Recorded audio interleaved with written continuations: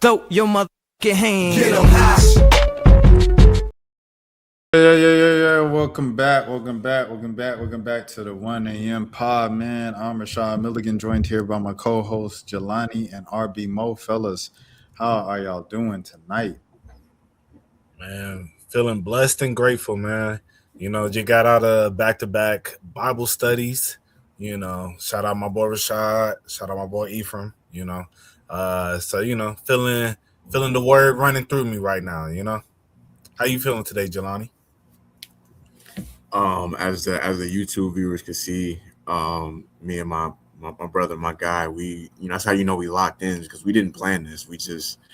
I just happened to have a Carhartt beanie on, and he had one near him, so it was like, you know what, we just gonna twin it out today. Like in school, like you had a twin day someday. We doing the twin podcast day. So one day Rashad gonna have one, and we just gonna do like a triplet episode of us all wearing the same fit or whatever. But I'm good though. I'm in a relatively good mood right now, so I'm cool. Rashad, how you feeling? Man, hey, everything is everything. Channel going well. 1.6 million views in the last month. What the heck? I ain't know. I feel like NBA YoungBoy in the P. I ain't mean to cut you off. You said 1.6 mil. 1.6 million views in the last month. That's between the shorts and the videos. Yeah, that's dope. That's 1.6 in a month. Yeah. That's real dope. It's a lot of. It's most. I'm gonna give my boy. We ain't even gonna use the soundboard. I'm gonna give him a real life round of applause right there. No, facts. And then Oh, as he gets to that, I want to say happy birthday to my boy Rashad, man.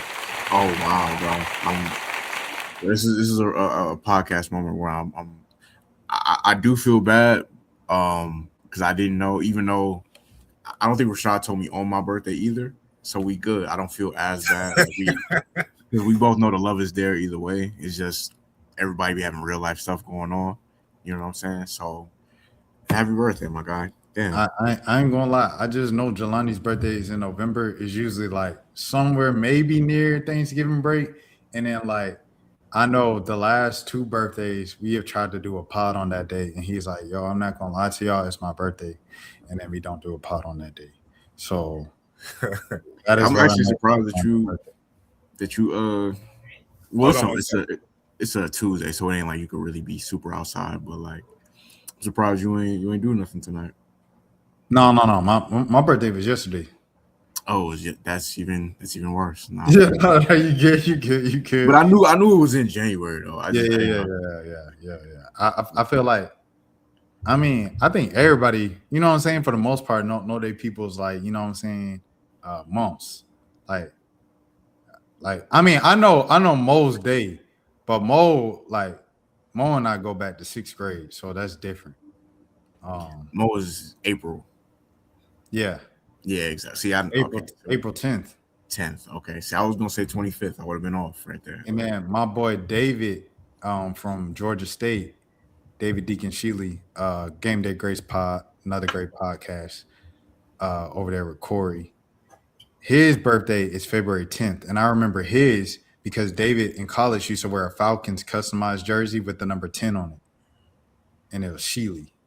And so, like, the 10 jersey, his birthday on February 10th. That's how I remembered it. Yeah, all of my other friends, I know the months, but I don't know the days. Nah, I feel that. Yeah, I know a good bit of my friends' birthdays. No, I know the July 28th, but I only know the July 28th because my mixtape came out that day.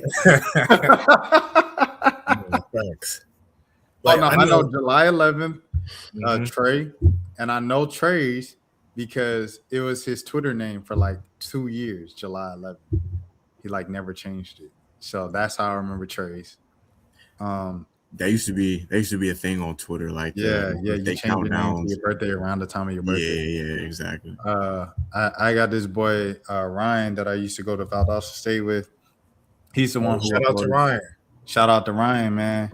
He uploaded the Nene video, Jelani, and Oh, classic footage right there. Yeah, and Ryan, his name on Instagram used to be Ryan K. Smith 777. And he always just says 777. He's like, seven, that's my lucky number. I almost drowned on July 7th. July 7th, my birthday, 777. So I know July 7th, that's his birthday. Everybody else, I do not know y'all's birthdays, the dates. I know the months. I know the months for everybody. But I do not know the days for anybody else. I don't even know the days for my nieces and nephews. I know the months though. July, facts. December, and February. Yeah, it's like you gotta have little things. Luckily, like friends that I have who birthdays are close to each other, that's how I remember it. Like I know like Mike is June 1st, and then like exactly like a week later is Ephraim. And so Ephraim's birthday is the 8th. And then my homegirl Leah's birthday is the next following day, the 9th. And then Anthony from way back when, not in the win, but the other one that used to be. Anthony Nguyen's birthday is my birthday. Yeah. But the other Anthony that I used to kick it with, his birthday is May 1st, and then David Williams' birthday is exactly a month after that. Exactly a week after that. So his birthday's the 8th. So it's like little stuff like that I'll remember because they're like so close to each other. But yeah, if you just got a random birthday, like, yeah. But I think Tally, shout out Taliban. I mean, what's his name now? It's CEO Tally. My bad. That disrespectful. I was saying the old name Tally. Don't want no disrespect. I was just saying the old name. CEO Tally. His birthday, I think, is the same day as Dennis's. But I'm not sure because it might not be the exact same day. December 14th? I thought it was the 19th. Okay, all right, never mind. Yeah. I mean, I'm not complete. I want to say it's the 9th. Okay. Actually, it might be the 14th. Because I always knew it was like really close, if not the same day as Dennis's, my stepdad. Right. Shout out Dennis. Yeah, shout out Dennis. We had a couple of viewers in here, and I meant to take advantage of that, but they'll come. But it'll be like another random point of this 2-hour pod where it'll be like 2-3 people dropping in because the channel popping right now. But when that moment happens, I gotta remember to do what I want to do. So y'all just keep me on track. Yeah. Where'd you guys want to start off with? T.I., like you guys had the hats on, obviously when you think of Patch, you think of T.I. Santa hat. But y'all think about him shaving his head and going back to rapping? No, I just find that we talk about him going back to rapping is funny, but like that being the first topic, him shaving his head is like, yo, that's no. I get what your overall point is though. Yeah, no, it's I hope he don't fully like completely give up the stand up thing just because I like. We got 3 people in the building. My bad, Jelani. We got 3 people in the building, man. Hey, look. 1 a.m. Pod is at 9 subscribers on YouTube. Go search up 1 a.m. Podcast right now. We need 10 subscribers by the end of this episode. Who's going to step up? Close the doors. We got 5 viewers in here. We need one of y'all to subscribe to the 1 a.m. Podcast right now to get us to 10 by the end of this episode. Close the doors. Cash App. You ain't even have to give nothing. You could subscribe for free. I appreciate y'all. All right, let's get back to the episode. Yeah, T.I. shaving his head. Yeah, no, it was it was no. I mean, like I was saying, like I don't want him to fully stop doing the stand up thing just because I like the idea of. I thought it was dope to see like a rapper that was at the top of. He might not be at the top of his game now as far as popularity, but he was at one point at the top of the game, and for him to at this point of his career to be like, all right, I'm gonna go do something else. I thought that was kind of dope. You know what I'm saying? Even if the reviews for the stand-up special might have been kind of mixed. So like I do hope he does, keep doing stand-up or whatever. But yeah, no, I mean it's T.I. He a legend. Like he anytime he hops in the booth or I might not listen to like a full T.I. album in 2026, but like it's still dope to see the legends still being active, you know what I'm saying? And now he can go back to rocking his fitted, at any angle he wants to without the hair in the way. Yeah, I haven't. I saw that he released something, but I haven't heard it yet. But yeah, I mean, I'll give it a listen. You know, to see what it's talking about. Um, if well, at least listen to the first few songs. If it ain't really what I'm trying to hear, then we'll keep it pushing. But it's crazy, man. I guess the comedy wasn't working out. I saw last clip I saw him doing comedy. He got he wasn't booed, but it was very awkward on stage. But hopefully, he get back on track with all his ambitions. But hey, shout out to Ti, man. 2026, man. We bring it back like it's 2016. You feel me? And so I guess Ti got the memo. I was like, I already gave my thoughts on this, but I said I didn't like it pretty much for what Jelani said. It's like, bro, like I'm all for doing what makes you happy. Like, I think comedy honestly made Ti happy. So it's like at this stage of his life, what more can you accomplish in rap? Like, you've done Mercedes-Benz Stadium during the Falcons games. You've done State Farm time after time after time again.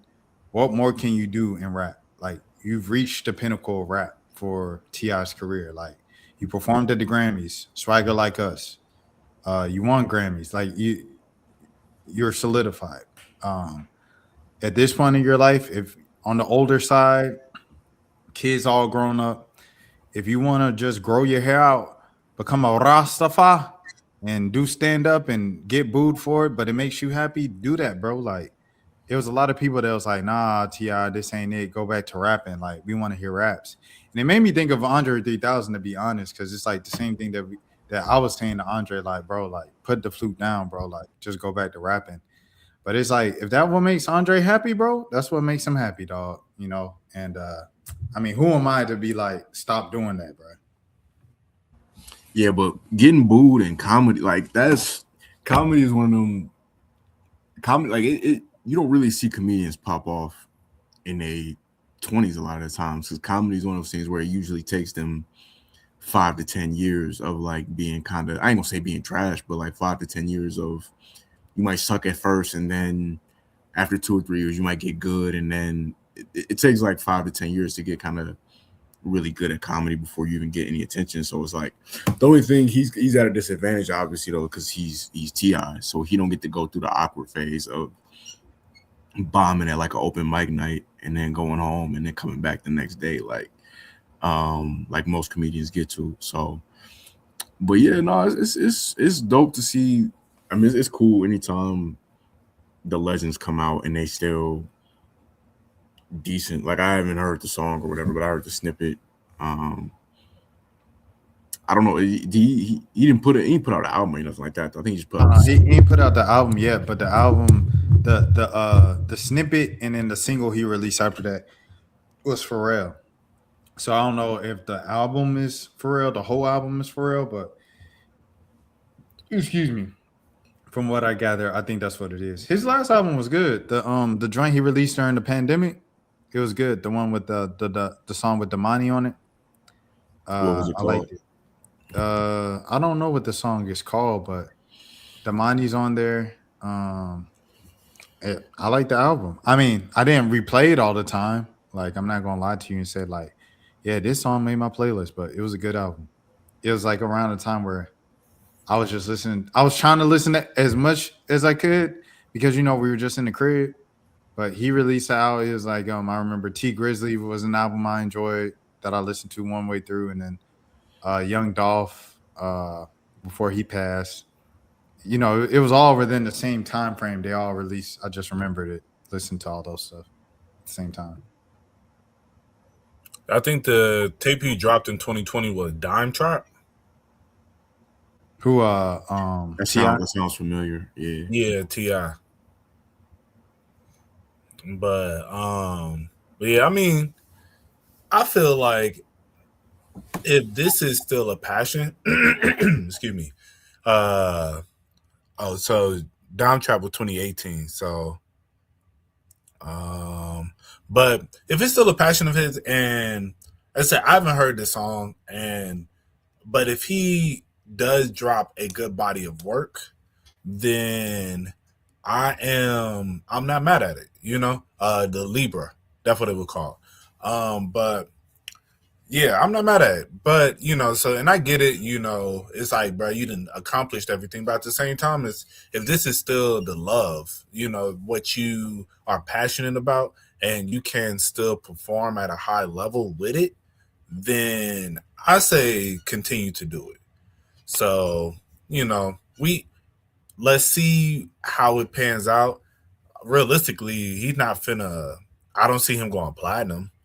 I don't see this ain't finna be a 100K first week sales, but it could still be a good body of work that can be appreciated.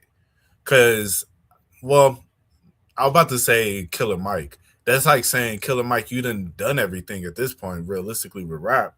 But so you wouldn't tell him that to be like, bruh, because if we heard Killer Mike was dropping the album next week, you wouldn't be thinking like, bruh, you done did everything already. What more you want? So I think, as I said, if it's still a passion and if you can still perform at a high level, then I'm all for it. So I'm interested to hear how it sounds.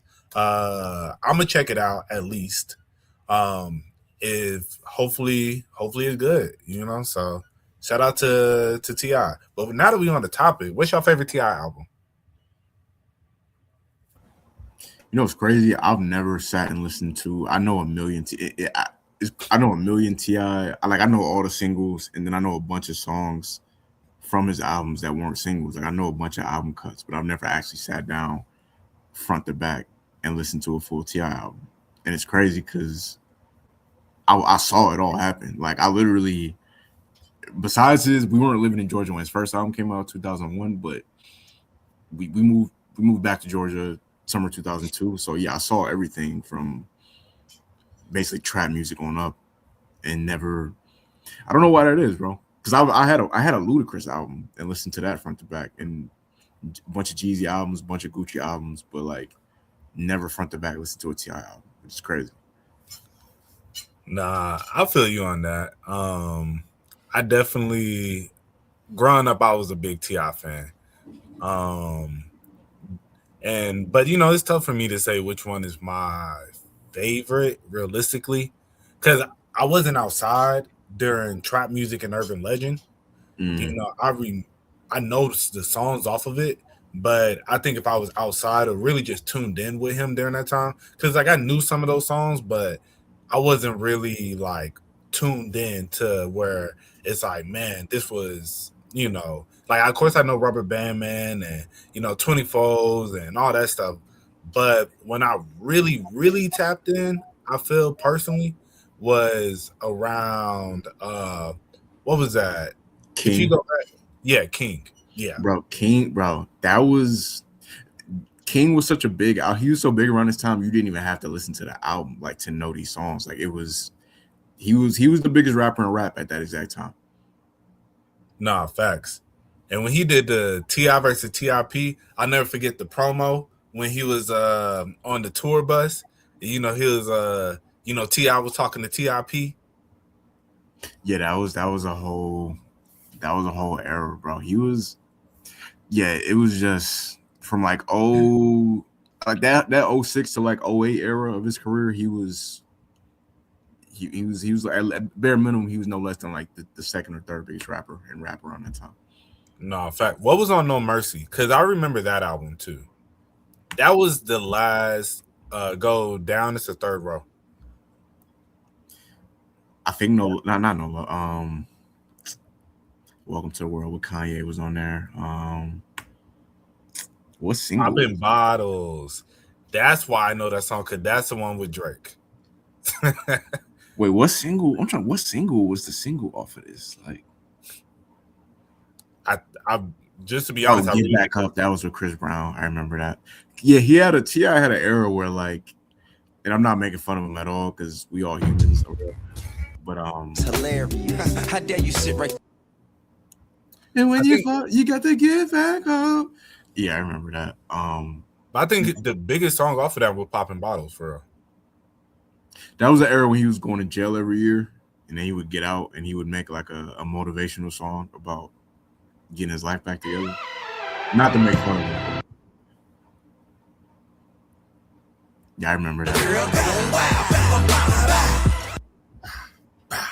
That beat sounds like 2010.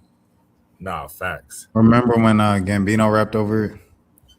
Nah. I didn't know he rapped over that. Yeah, I didn't know that. He had a New Year's freestyle to it. It's on. See, that was... You mean out of like all three of them? Yeah. I mean, I'm gonna say Gambino, bro.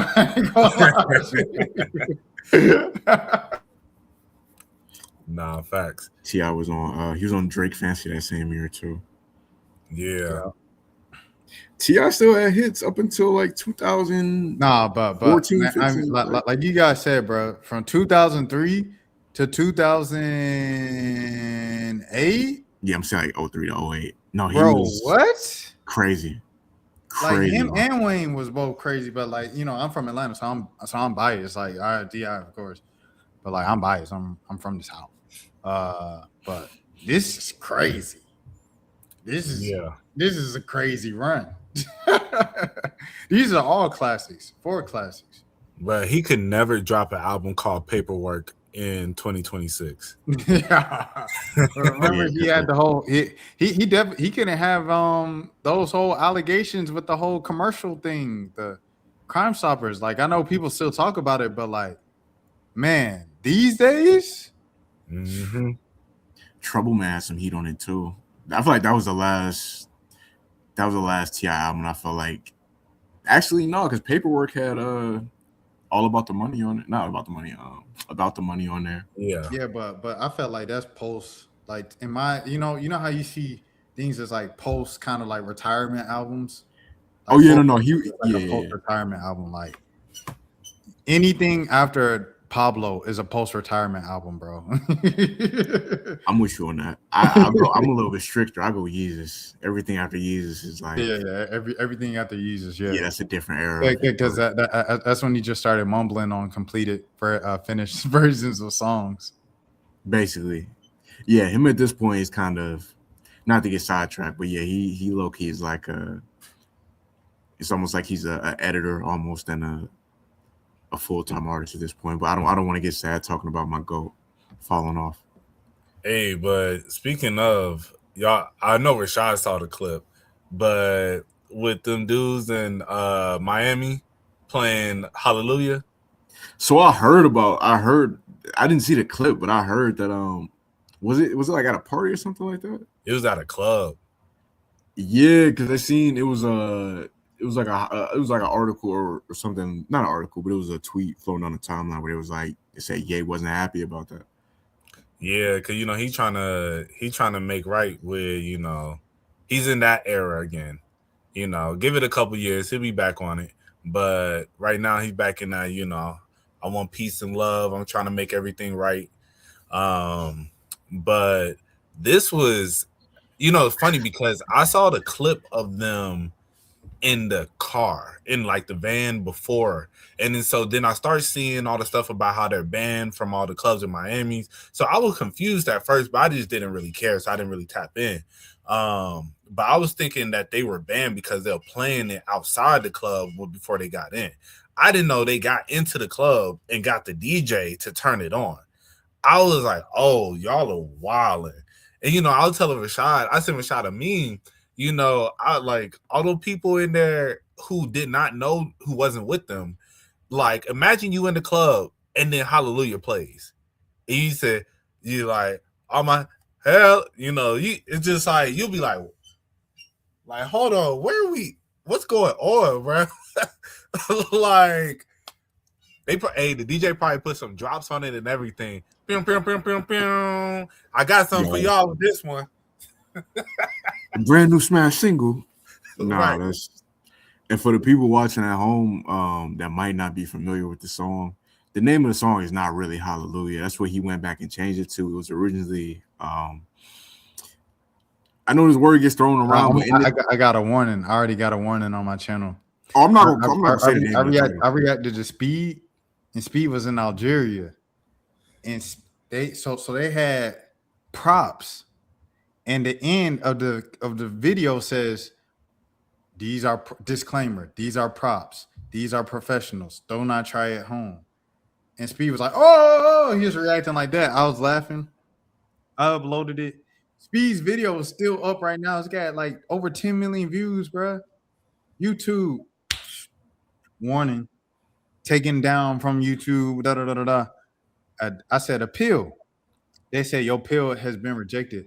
I said, how Speed video still up with over 10 million views? And you know what I mean? Like, what are we doing? So because of that, I'm definitely Dan. Yeah, Dan said what's up. He wanted to meet y'all. He wanted to come on at some point. Okay, bet. But yeah. All right, for sure. But yeah, so that is the state of the channel, Jelani. Yeah, I wasn't gonna say the name of the song, but it was a. I know this word is thrown around a lot, but like in this instant, it is true. It was an anti-Semitic song about a certain figure whose name starts with an H. I think you put it together. So yeah, the thing about Miami too, though, is that Miami has a high population of those people. So it's like, outside of the fact that you're playing that song, even in like a normal setting, it'd be kind of crazy, but you playing in somewhere,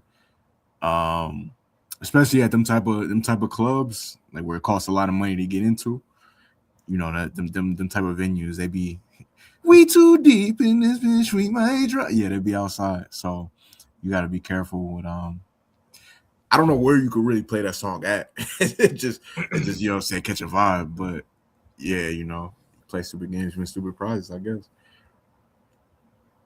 You got to play it in the confines of your home. Can I be honest? It was not a whack song. Oh, no, I mean, I know just from a musical standpoint. Shout out Zias and B-Lou. Zias one time, he was humming it, and bro was looking at him like, bro, is you humming? And he said, oh, yeah, it's catchy. Bro, it really is, bro. I'm not gonna lie. It's just, yeah. Because even his flow on there, like before, you know, you get to the hook, it's a good flow. Like, I ain't gonna hold you. I went and listened to it earlier today because I was like, because I haven't heard it in so long, and I was just like, and then so I found it and I listened to it, and I was just like, dang, bro, why you had to put that in there? Because this would have went. I ain't gonna lie, they low key made the song like go again. Like this is the first time. Like remember how Young Thug's song was like the talk of the town for like a whole month, and it's kind of going away. People are forgetting about it, and Thug want to go back to the man. Nah, boy, don't go back to the little baby verse. Nah, go back to that other song that you went viral. Nah, you thought we forgot? We ain't forget. So Right. yeah. That's kind of how this song went for real, and it came and went. And they kind of brought it back just with this whole controversy because, like Mo said he listened to it earlier. I know when I was leaving work and I walked to the grocery store before I went home, the song was just popped in my head. I didn't play it, but you know the hook was, you know what I mean? Like it was playing in my head. So I mean, it's a catchy song, bro. I ain't gonna lie, but that's he the greatest artist of the last since Michael Jackson. I thought you was gonna say you heard it outside when you was walking around. Oh, no, I heard it in my head when I was walking outside. Oh, all right, yeah, that'd be somebody just blasting that off the speaker would be kind of crazy. But shout out to the illustrious writer Dave Blunt's. Yo, that would be wild, bro. I'm not even gonna lie. You just riding down the street, you just hear. This would be like, what? Where are you going? Like, who is in the car with you right now? Facts.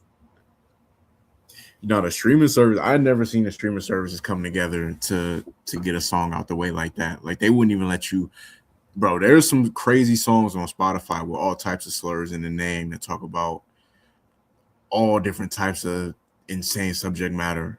And I ain't gonna lie. I think I was literally thinking about this earlier today. No lie, Jelani.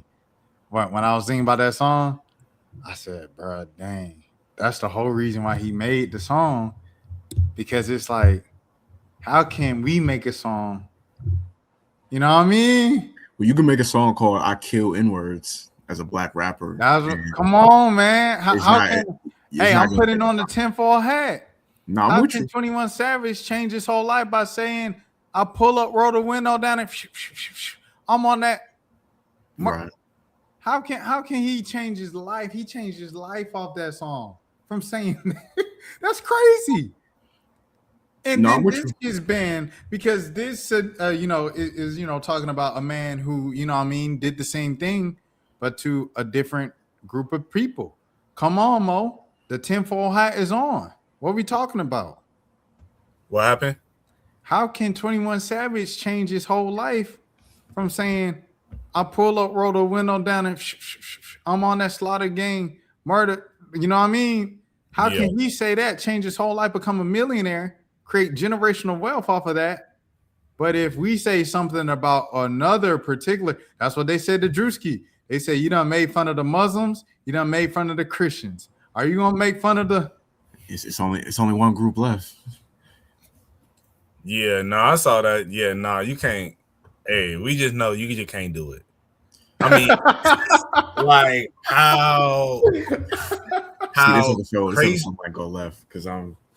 Yeah, it's like no matter how crazy it is, just the fact that there is a biasness, you can't like it. Just that's just how that one is. Actually, I was watching the new CEO of BT, Dion Cole, and the president of the NAACP. They were on the Breakfast Club, and they asked them, asked the president of NAACP, so why don't just how if somebody says something anti-Semitic, why is it that we have to have these meetings with them, but let somebody of another culture say something about us, they don't have to have all these meetings and all this stuff like that. And you know, I can't remember exactly his answer. His answer was just kind of like, well, that's up to us. We got to start putting the pressure on people to do blah, blah, blah. And it's like, I feel you, but at the same time, let's be 100. There is a power structure right now that is in place. And because of that, if you say the wrong thing about a certain group of people, that's going to come at you harder than you saying anything about anybody, any other culture. In second place is Asians, but but for sure, if you say Oh, something, no. Second. All right. Okay. Second place would be. Hey, look. You know what flashed before my eyes? My whole paycheck, my whole my job, it all flashed before my eyes. Second place. You know what I mean? If you know, you know. A B C D E F G. oh yeah, no facts, yeah, Oh, yeah, so okay. Yeah, I get what you're saying. yeah, definitely it goes that, and then stop Asian hate. I feel like we're forgetting the normal, just regular Christian white Americans. I feel like they might be set. Like that's its own. Not okay. Let me not say Christian white Americans. Christian white Americans with money, because there are poor white Americans in this country that don't necessarily have power in order to change things. But like the Christian, the male Christian that makes over like $100,000 a year, the white male Christian is he's high on that totem pole too. Hey, I ain't gonna hold you unless you live in Minnesota. See, I feel like it might be a political joke here that I'm missing out on. Because I know in Minnesota they got the. Oh, okay, all right. Is that where That's where old girl just got killed. That's what I was thinking about. Okay, I ain't mean to fuck your joke up like that. My bad. Yeah, I just completely sold my boy shit right here. Rest in peace, my guy Keith Porter Jr. as well. Right, facts. Rest in peace, Keith Porter Jr. When was it? Oh, was that? Yeah. No, That was one out in LA. And then rest in peace, of course, to April Renee Gooding. Yeah, but I did we talk about this last pod? I don't think so. Yo, a lot of times I try to stay away from watching those videos and stuff. Uh just cuz I don't know, it just I did I get it, sometimes it's good to be informed to see it, but then a lot of times I'm like I can get the picture of what's going on without actually watching the video because I don't want to provoke that type of rage inside of me. But I'm not gonna lie, seeing the video of what was it, Renee Good? Yeah, I called her April Renee Gooding. That was a whole nother name. So apologies to her, you know what I mean? Respect to the family and the loved ones. Her name is Renee Good. Yeah, I heard you add a little extra to it. I was like, okay, but but when I saw the video of her get killed, and then the like seeing her like neighbors like try to go over there to try and help her, and then they were like, nah, it was just like, bruh. I was like, man, this is crazy. And like of course the black videos always, enrage me as well. But this was for some reason, I think I was just like, man, like y'all are just out of hand. It's cause I feel like y'all they always try to make some excuse when it's black people. With this one, I'm like, oh, so nobody's safe. Y'all just out here running wild, just doing whatever. And just the fact that they couldn't even just go help her, when the lady just sitting there dying.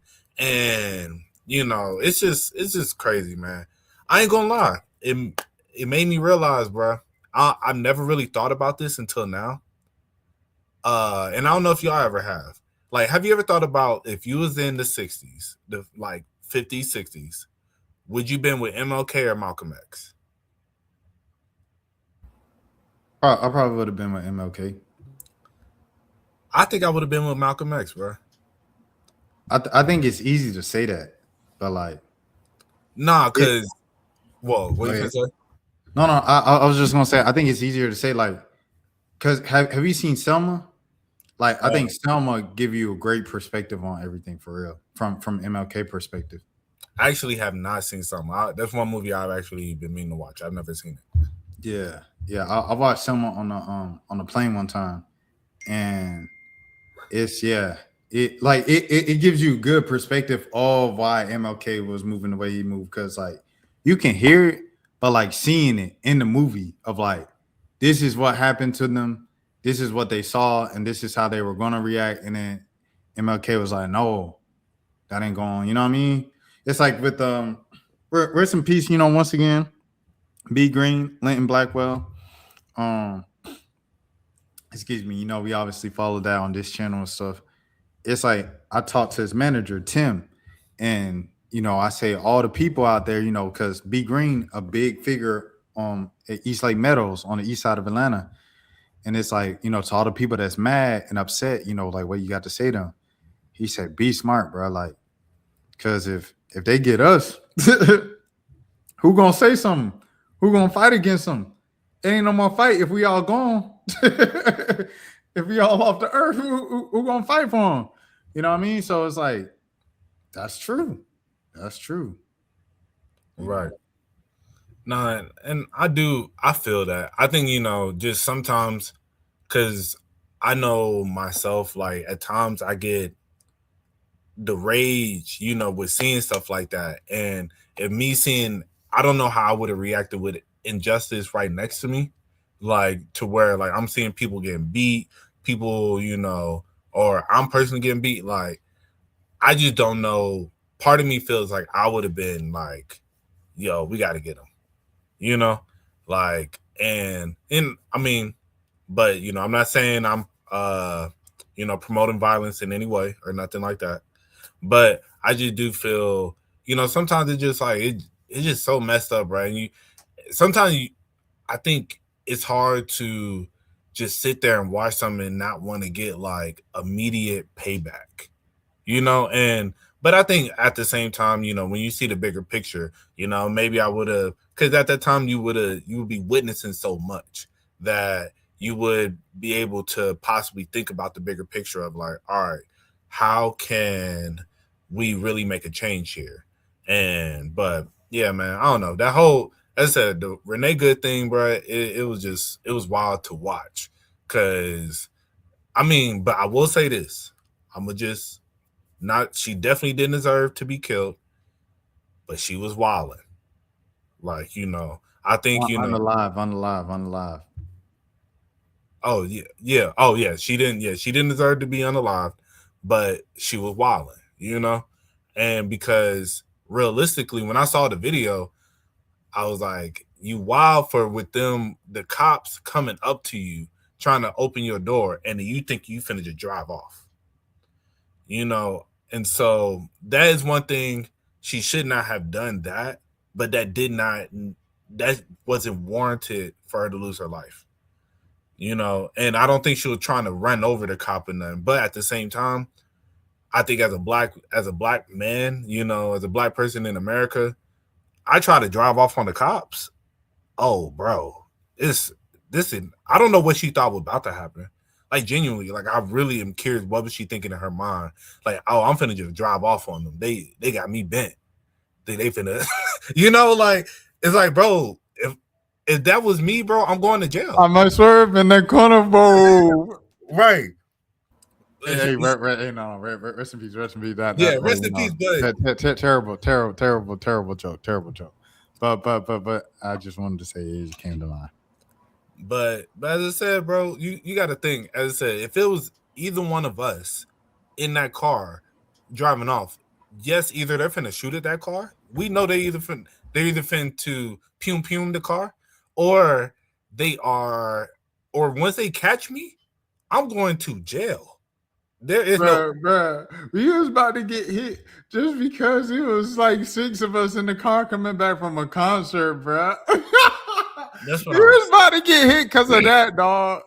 Imagine if we did something, bruh. If we actually did something, we would be gone. All 6 of us would be gone, bruh. It would have been the biggest news. We can't even say, oh, that's just some news stuff. Bruh, we went to school with Jordan Davis, dog. facts. Like we are Trayvon Martin's age. Like my birthday was yesterday. Trayvon Martin's birthday is 21 days from mine, and 28 days from mine is like Jordan Davis's, bro. To the year. Like, so it's like this is real life for us, bro. And people don't really get that. You see the headlines and you see the viral hashtags and stuff. But when it's real, when I'm talking to Linton B. Green family members on a every other day basis, and I'm talking to Jimmy Atchison's family on an every other day basis. This is extremely real. And so, because I know a lot of people with these situations say like, oh, it won't be me. You know what I'm saying? That's what we all think with situations. This is a real situation with real people. This ain't just no viral headline stuff. These are actual people and people that we are 6 degrees of separation from. Not even that. In a lot of cases, 1 or 2 separate degrees of separation if we're all from the South, because that's where a lot of the stuff go down. Right. No, facts, man. So I literally I say this at least. I thought it might be my catchphrase at this point, but yeah, it's I was thinking about this earlier. Like I feel like every time I scroll Twitter or TikTok, it's like I get informed about something. It's good to stay informed to an extent, but like I feel like I get informed about something that stresses me out, but it doesn't directly affect me. Like I'm constantly hearing about certain headlines that happen in other states, even other countries. And like I said, like it's cool to be knowledgeable about the world and everything like that, but it's like it's so much happening. I can't, like, even the video of the lady that we were just talking about, they got killed by ICE. Like I didn't watch that video just because it's like, yo, I don't. Unalive. My bad, bro. I hate that we have to. I know it's not you, it's the YouTube algorithm. I just hate that we have to talk like this. But yeah, TikTok too. Yeah, that's a fact. But yeah, no, I hate that happened to her because it was like, I mean, I didn't watch the video of it happening to her because it was like, I don't know how it would have helped me. You know what I'm saying? Like I already know. I read what happened. I saw the headline. I don't know how consuming this, but it's like even if you try to avoid certain videos or certain topics, it's inevitable. Like you'll just be scrolling. I'm literally just scrolling TikTok earlier, and it just I don't know if your algorithm works the way mine do, but it'll like TikTok, it'll post. Let's say I watch a video of sports, it'll just post like 4 or 5 straight videos of sports, and then it might go to another topic, but it just showed me earlier like 4 or 5 videos of like shootout footage, like salute, bro. Of like videos of Chicago, Philly, of like people getting. I'm like, bro, I didn't even know y'all could show this on TikTok. Like, how do y'all even breaking the what rules are y'all breaking to even show me this? But yeah, It's crazy because you can't even show like twerking on there. I was just about to say that. Like you can, it's but even with that, it's like some ways where some women they find ways to avoid it, and they show a lot of stuff on. I don't know if this trend has been popping up in your algorithm, but like it's a trend where women would be like my 2026 is gonna go like, and then in the background it'll be. I think you know what I'm talking about. I don't, but I know the type of video like. Yeah, they just have so many sick setups for like crazy stuff, bro. Like you said, like you can't twerk, but you know what they do? A day in the life of a so and so year old mom with them biker shorts on, talking about okay, the first thing I do is clean out the bottom of the fridge. That's not the first thing you do in the morning. Get your up. You don't even wear them shorts around the crib. You wear baggy sweats. You better put some clothes on. Yeah, no, it's all my bad, bro. No, I was just saying facts. You know, it's always a certain way for them to be able to break the algorithm or to break the rules of, you know what I'm saying. But yeah, no, you definitely got to be careful when you scrolling through social media, or at least myself. I got to be more careful about what I'm consuming because it's just certain stuff I can't do to. Listen, man, I'm gonna be honest. Some Trap Lord Ross documentaries are like I don't want to say guilty pleasure because I don't get no pleasure out of watching a video about kids, you know what I'm saying, losing their lives. But like I do be watching them documentary videos and stuff like that. And stuff like that, I don't really want to consume too much going forward because I just don't want that in my algorithm. No, that's real because you look at a Trap Lord Ross vid, then your homepage be the story of Little Bill. Bro, you like, who's this Little Bill kid? this Miami teenager. Yo, man. Or be like the Dangerous Hoods. And it'd be yeah. It'd be like the Dangerous Hoods. And I was like, dang. When I moved out here, oh yeah, my homepage for a little bit was like the Dangerous Hoods and you know, the cities and towns around here and stuff like that for a little minute.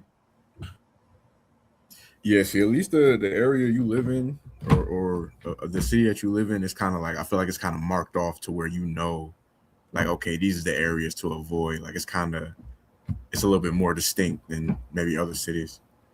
Yeah, LA. Yeah, have you ever talked about LA here? Did you had a bad experience out there or something? No, I'm just saying like LA, like the hood is pretty. Oh yeah. The palm trees and all that. The grass be cut, like you don't know it's the hood. Then in the South, oh, you know it's the hood. Those weeds in your yard, cuz barbed wire, dog barking on a chain. It's not even a real chain. It's like steel, you know, looking like the Bow Wow little album cover. And bro, it's all day, you know, you in the hood. No, in fact, why did you just go to this? I had Ted Cruz up earlier, so then I just pulled up Grayson Allen and Ted Cruz. Twin them. You know the one broadcaster, he was doing the Suns game, and it was like the opposing broadcaster. He said, "I'm sorry, I can't just like not look at him and not think of Ted Cruz like in the middle of the game." No, they definitely look alike. Shout out Grayson Allen, man. Grayson Allen was like, who would y'all say is the last Duke boy? Like, it should be Cooper Flagg, but I don't think Cooper Flagg is hateable. Like, he just happens to be white. Like, I think Grayson Allen is a hateable. You know what I mean? I don't think any of these guys that played after Coach K left are like necessarily hateable. So Grayson Allen was the last true Duke guy. Yeah. Low key, now that I'm thinking about it, I can't think of somebody else who that people really. But Duke, our era of Duke is not like. I feel like Duke wasn't as hated when we was coming up. Like I don't It know. wasn't necessarily Christian Leitner, but like this dude Grayson Allen was tripping folks, kicking them in the, you know what I mean? He was wilding out there. Yeah, he was hated, but I don't feel like people hated that Duke team though. Because Coach K started going with them boys with the same haircut. Remember they went to exactly. to the championship against Frank Kaminsky, Frank the Tank. The whole starting five had the little high fade. I said, bro, a whole starting five was a sponge lineup, bro. Quinn cooking them boys. Yeah, no, the sponge with the Rich Homie Quan fade. That was the era. Yo, not to throw off the pot or whatever, but when was do y'all watch college basketball? Bro, I'll be so out the like that's one sport that I used to I'm not gonna say I was super tapped in, but I used to be way more I used to know at least like okay, these are the big stars in college basketball right now. And now I just feel like I'm kinda out the loop when it comes to that. I usually am, but this is a year where I am keeping up with the box scores and I'm keeping up with the highlights because this is a hyped up draft. So, you know, especially like it was the top four at first. AJ DeBonsta, I always say his name wrong. AJ DeBonsta, Darren Peterson, Caleb Wilson from UNC. He's from Atlanta. And then Cam Boozer, you know, Carlos Boozer's son. That was the big four. But looking at all four of them throughout the year, oh, it's a clear separation between these two and these two. Darren Peterson and AJ DeBonsa, them boys different. They must see TV. And then with the women's, of course, I watch LSU on the regular. But in terms of national, the women's I have been a little bit more behind on this year, this season, because I kind of been putting so much effort into NBA and stuff like that. So, but Sarah Strong is still the best player in the country, and she's only a sophomore at UConn. So, shout out Sarah Strong and Big Foe Flage. You know that's home team, of course, as everybody knows. But old girl from Vanderbilt, she crazy too. I think her name. I blanked on her name, and I cover her a lot too, because I wanted to say it, but I don't want to get it wrong. So I'm gonna just look it up to make sure that's her name. But yeah, who's the girl at Iowa State that be going crazy? Audie Crooks. Oh yeah. But the thing about Audie is like a hater released her defensive highlights, lowlights, and that like killed all the buzz she had, bro. See, that's not fair because I watch the NBA. It's dudes in the league that don't be playing no defense whatsoever, and they whole game is just I'm out here to get buckets and get buckets only. So I don't even really want to. They get some of them get slandered too, but I don't want that to be like a double standard where we cool with these dudes in the league. Because Audie was going viral, right? And then someone did this, bro. Oh, this was crazy, bro. Bro, that's crazy, bro. That's crazy. No, that is crazy. But I'm like, I watched Luka do the same thing. Not to say they did the same offensively, but it's like, I don't know. I feel like that's kind of a thing now. Not a thing, but it's more understood now in 2025 just because of the way 2026, just because of the way offense is played, that they use so much energy on offense. It's like you can't really expect some of these guys to, or in this case, some of these girls to be 100% invested on defense. Sarah Strong get effort on both sides. That's why she's the best player in the country. Okay, but and I'm not even joking or being funny, but like from a physical standpoint, though, it's probably easier for her. Like I Yo, gotta put my voice back Audie up. Chris don't play, boy. Big body, big. Remember, I used to be dusty. Come on, man. Shout out Audie Chris. Yeah, this is crazy. Win horse. That's crazy. I'm gonna go to the. What year is she? Is she supposed to be in the league? She might be. Yeah, she's a junior. Okay. All right. Oh yeah, speaking of we brought up T.I. earlier. Speaking of Atlanta legends, there have been rumors. I don't know what's true. I'm not connected whatsoever, even 1% to know if this is true or not. There have been rumors about something happening to Gucci Man allegedly related to the Pooh Shiesty situation. Yeah, I saw a tweet about that, but I didn't see nothing else. It was just like some random person tweeted it, and then somebody was like, "For real?" And he was like, "Oh God!" And Yeah, I follow, bro. He shout out to the Atlanta Hood historian. Very good account. He has a lot of dope Atlanta content on there. But I don't know. I mean, I've seen other people like YouTubers and stuff like that make videos about it, but I hope the rumor allegedly he allegedly got robbed. I don't know if it's even 1% true or not. It's just completely a rumor. That has to be AI. That has to be AI. I'm not believing 100%. Yeah. Yeah, it has. It would have went a little more viral than 1,000 views. No, exactly. Yeah. No, the rumors that he allegedly got robbed and it has something to do with. I don't even want to put that on him, but that's the rumor that people are saying it has something to do with Pooh Shiesty. But I'm gonna just say this: I don't want to I can't imagine being in the streets in my 20s and my 30s, and then having something happen to me at like 45 years old, getting robbed or like getting jumped, or not even making this about Gucci, but just in general. Like, I pray to God at 30 years old I've gotten into my last fight.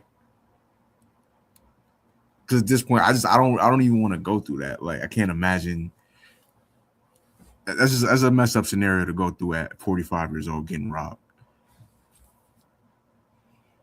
Seen the white folks. Y'all seen white folks pass away? Yeah, the GD from Memphis. That was sad, man.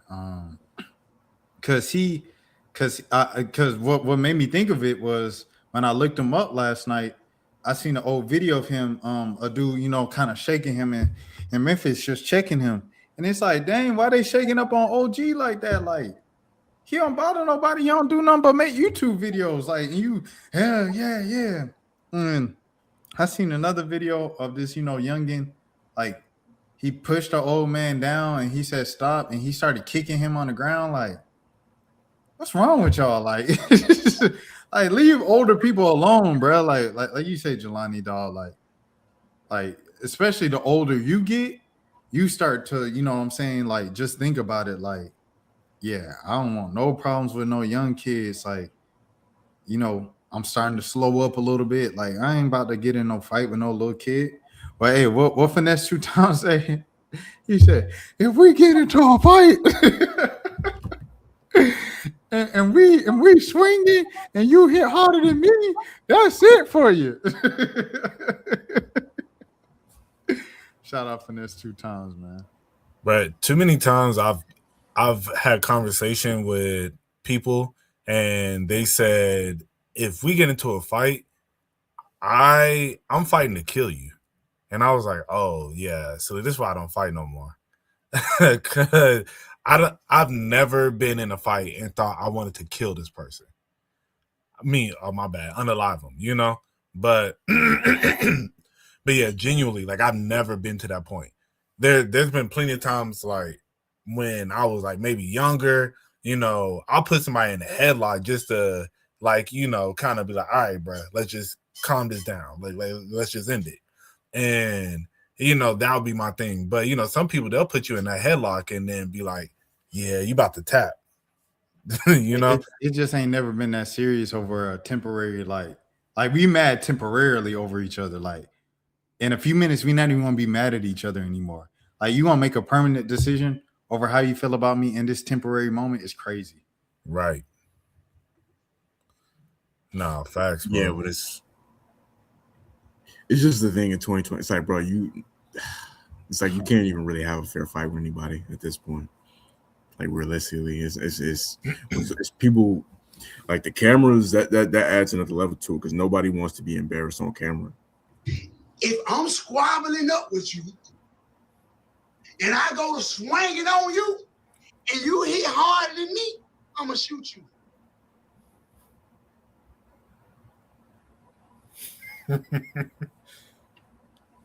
That's how a lot of these dudes think. You think we finna fight and you hit hard in the motherfucker? You finna die, boy. Ain't no more fighting, boy. You hit hard in the motherfucker. It's over with, boy. Go on to hell with them hard ass punches, nigga. Go hit the devil. Yeah, nigga, go hit somebody in hell, nigga. You ain't finna hit me with them motherfuckers, nigga. I wouldn't. If I'm squabbling up with you. This man Finesse, bro, is crazy, bro. He having a crazy month. Like, this the most I ever heard of Finesse 2 times, like within a month span. I still haven't heard a song. Have I ever heard of I only know him because of clips I see on. because of the craziness? I feel like he one of them. He probably one of them dudes. You know how like, you know how when the like Glorilla pop, like Big Boogie pop, and like I felt like they all made the same song and they all went like, you know what I'm saying, like in the club and on the radio, but they all sound the same. Like it's all like, yeah, I'm that big dog. I'm a big tipple. And then, you know, they rap like that on the song. Like it's about 3 or 4 of those songs that sound the exact same and they're from different artists. And I think Finesse 2 times is one of those artists in that, you know, like the give me head top, like, you know, kind of that genre of music of No, I know the exact type of time you're talking about right now. I could picture. Yeah, I'm not thinking about the Big X the Plug, the biggest, the largest. That's a song that popped in my head right now. Yeah, I know the type of song you're talking about. But I just that's fascinating though, because that's a real thing. There's certain rappers that I see their name all the time. Like Honeycomb Brazy is another one. Never heard a song, but I've seen a bunch of interviews, a bunch of viral clips. Couldn't tell you a single song though, but he keeps his name out there one way or another. That's a fact. That's a fact. I'm trying to see his most viewed. Okay. All right, so Mo3 and Boosie came up. Everybody. Big Boogie. Fields. Yeah, at least that's back end. Okay. Let me see back end. Oh, that's his song. Well, I think you're like 5. I know we can't play the whole thing, but yeah, you can't play more than 5. Let me see. But you know this song, bro. Hold on here. It's on the 2 time, the F you. I'm gonna listen. That make you a sucker. I don't fuck with nobody. No. Yeah, that you remember that song? I'm pretty sure I heard this before. Hold on. Let me go to 2 times or something. I'm gonna give me some money. And I feel like the monetization for this episode going, bro. Like, y'all done said the words too many times. Like, so I'm gonna go. I ain't gonna play. Don't fully give up just like that. Like, not because I wanted to hear Finesse 2 times. I don't want that to be the reason we get to watch. That's the song. Yeah, I'll listen to it when that. Hold on. I'm pretty sure. It's a problem when I do it. There it is. There's the song. I mean, It's cool when they do it. It's a problem when I do it. F them. That's Finesse 2 times. Okay. You don't know that song? I think it was like on TikTok or something like that. Yeah. It was a big deal a few years ago. When that song come out, I'm trying to see. It's cool when they do it. It's a problem when I do it. F them. Dang, that's 2022. 2022 feels like a long time ago. It's almost only 4 years. Yeah, I know that's 2022. That's when Ice Spice first came out. Dang, Ice Spice low key a vet. Yo, I'm surprised she got another hit, bro. Big guy. Yeah, She just can't be stopped. that song is terrible too. Queen of hip hop. You said Munch is a terrible song. No. Which Big one? Guy. I like Munch. Like I hated it at first, and then I started to like it. I thought it was catchy, but then when she came back with the mother hits, I said, "Okay, I'm rocking with it." And then when she had that, "Other gun and shake it like jelly," and I had Oh, Deli. when she came with that deli, I was That was a good song. like, I was like, she flowing. And then she dissed Lotto, and then Lotto came back. I like both of their songs and they disses. Think you not even the fuck. I be going hard. And then she came out with that new album, that last album, the Y2K. I was like, okay, this all right, you know. It was trying to gas up the little joint, the second joint, where she had the different flow and different type of song and stuff like that. And it didn't really go like that. Nothing really popped off on that album except for the Fisher remix. The Fisher remix, it was the only thing that she really had that was going motion that time. And she was trying to grab onto that. Like she trying to ride Cash Cobain in them wave, like for real, with that to like stay relevant. But it worked. She held on to it long enough to get her to this next one. And this next one, that SpongeBob, big guy, SpongeBob pants, whatever it is. Nah, facts. Did Yeah, she nah. keep I her mean, I'm about to say yeah, she definitely keep one. You know, and then her social media presence, is for sure top tier. I do not miss a video. I won't lie. Oh yeah, no, she knows what the people want. Bro, when Like, she got that one video with her in them jeans, that's when I was just like, all right, this is crazy. Cause yeah, I don't know. Do you see the one I'm talking about where she got those big old jeans in the car? I don't know if I seen that one. Oh yeah, it's like I think like Suki is in the car with her too. Not Suni. I think Suni's in the car with her, and they're Funny like, Lou. yeah, and I think they're in like Paris or something like that. And then she got on these jeans and she's in the car twerking. Bruh, I was like, I ain't never seen somebody twerking jeans look this good, bruh. I'm not gonna lie. Yeah, no, that's like a skill set for the ladies. I remember meeting her at the beginning of the journey, man. You know, months just went viral, and then BET ain't waste no time. Like I guess BET Hip Hop Awards was like the next week, and they had her at the BET Hip Hop Awards, and I was like, "That's Ice Spice." And then they played the song during the commercial break, and everybody was singing it, and she was just like, and then I seen her outside. I was like, "Yo, Ice Spice, what's up? We trying to interview you." And then she's like, "Okay, get my manager number." And then I got her manager number, and he only texted me back once. And that was when I was like, "Are y'all still in Atlanta?" And he was like, "No." That's it. I seen the manager again. Mo was with me at the show. When I seen the manager again, I dapped him up. I said, "What's up, bro?" He looked at me. He said, "What's up, bro?" Like he all smiled big because he was like someone recognized him. I was like, "Bro, I literally just texted you earlier today, and you've been ignoring me for 3 years." But Hey, that's the industry, man. I was just about to say that's a dirty industry. man, music is way worse than sports, bro. Mm. Yeah, Yeah, because I it's don't know. That's a good question. Is music or sports worse? Go ahead, Jelani. I mean, because it's so many like delusional. It's like, okay, you got the star, but then the manager thinks he's a star, and the assistant to the manager thinks that they're a star, and it's Oh, hey, do we want to have this talk? Do we want to have? Oh wait, you might have walked us into it, man. Do we want to? go ahead, get your Hold on, man. Where Buddy at? I want to see the photo with both of them, but I think for right now, hold on. What's it called? Hold on. I got it. Just give me 1 second. Just give me 1 second, because You you go. stumbled upon something, right?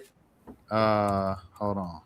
Slickly had this talk when Metro had his album release party. Facts. Oh yeah, everybody was. Oh wow, this is a perfect example. Oh yeah. When the Yeah. manager think he the star. I done went on this rant 8 times on the channel already, so I'm gonna give y'all the floor. It's just like you over. It's like sometimes you block your own blessings. You know what I'm saying? Like it's like you know, like Suge Knight said, you know, you want to be all in the videos dancing. Like, listen, nobody. I don't know if that. I hope that rumor is not true that he trademarked the word. That he trademarked the word tenderism. For anybody, for the listeners who might be listening, we're looking at a picture of Unc, and I don't even know the guy's name, the white guy who owns the restaurant. You know, there was I don't even know what Unc's real name is. We just gonna call him Unc OG. Yeah, But he went tenderism. Yeah, tenderism. Uncle Tenderism, what we gonna call him. He went viral on TikTok. He was at the restaurant. He was showing people how the meat falls off the bone at the restaurant, and he, you know, that was like his catchphrase. He'd be like tenderism in the videos. It was going viral, but everybody thought he owned the restaurant. He didn't own the restaurant. It was actually a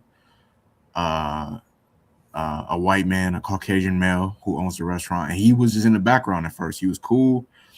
And then the video starting to get more views, and now he's popping up in the videos. He's doing videos by himself. He allegedly trademarked the word. I hope not, but I've been hearing like the comment section. They've been on him, like they've been letting him know, like, yo, we ain't here for you.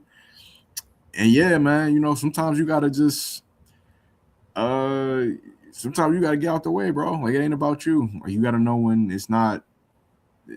Everything ain't about you. You gotta know when it's time to play your role and just play the background and reap the blessings, you know. I mean, if you own the restaurant and then Unc was there and he'll get all the credit, and it's like it's your restaurant, would you not want to be? It's like to be seen a little bit, you know. I don't know to what extent. Look, no more. If I'm getting the money, exactly, what I care to be seen for?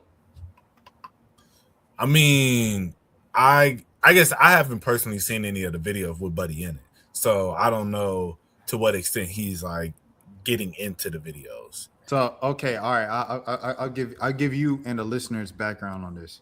So this is how this all kind of came to the next level, because apparently Buddy on their page, he always been on the videos, you know, on every other video and stuff. It's just Unc videos, tenderism videos go the most viral. So that's how the world knows about tenderism and stuff like that. Keith Lee exposed the whole operation. Keith Lee said this was one of my most requested, if not most requested video, to go to this tenderism place and check out the meat and stuff like that. Pause. So Keith Lee, y'all know how he does it. He get his family member that people do not see their face of, so they don't recognize who it is, to go inside, order from them, and bring it back out to the van in the parking lot. Keith Lee reviews it, and then he usually goes in, tips the people $1,000, and then pay for everybody for the next hour in the restaurant. That's what Keith Lee does everywhere. So he eats it in the car, and then he critiques it, and then he like, okay, I got $4,000 to give to Unc. So he walks in there and he asks for Unc to give him money. I got $4,000 to give to Unc. Where's Unc? So they say Unc can't come out. He busy. He said, okay, the owner said Unc busy. I think they're recording a podcast or something like that. We can't talk to him. And people are like, what? He can't talk? What? Like, what you mean? So then the owner comes out with a response video with Unc. Unc not saying nothing. He just sitting in the video. He doing all the talking. And this is where, we see what people is talking about. So he said, I mean, if you want to come in, you want to tip, why you just want to tip him? Like, why don't you want to tip the owner? Why don't you want to tip the other employees? Like, why just, so that's what he's saying in the video. And that's where all the problems, kind of have come from. So, and I get that. My question is, I wonder, is Unc really like the master chef here, or did he just go viral?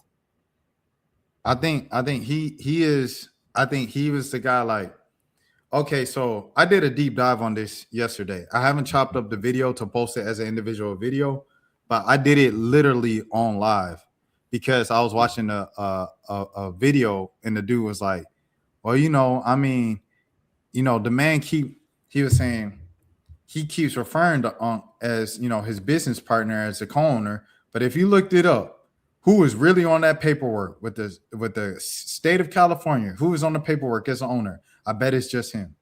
So I looked it up, and apparently it's actually not even none of these guys. It's his mom. And so I looked up his mom, and his mom married a man who's a business owner. Like he's a businessman. He's a like millionaire, everything like that. He owns minor league soccer teams. He died in 2018. He passed away in 2018. And he owned minor league soccer teams. He owned stake in hotels with Trump hotels, Hilton hotels, all that. And so they was in New York, then Jersey, and then they moved over to California. And they opened up his mom was a cook. So she opened up like a cookie shop, and then they had a sandwich shop. And then he did a barbecue shop. No, he ran into Unc. He had a barbecue shop. They said Unc one time just came in there randomly and started cooking. And he said after that, he just made him he just brought him along. That's how it happened. Oh, okay. Okay. No, I mean, so I'm like, did Unc just like walk in and just walk straight to the Right. back? He said that one day they was just, I don't know, they had the store or whatever, restaurant at one of their restaurants or cooking, something like that. And he said Unc just literally just started cooking. And like, I guess he probably had that tenderism, the meat falling off the bone. And from there, that's when it happened. But Keith Lee also exposed that too. He said they cut the meat a little bit so it falls off.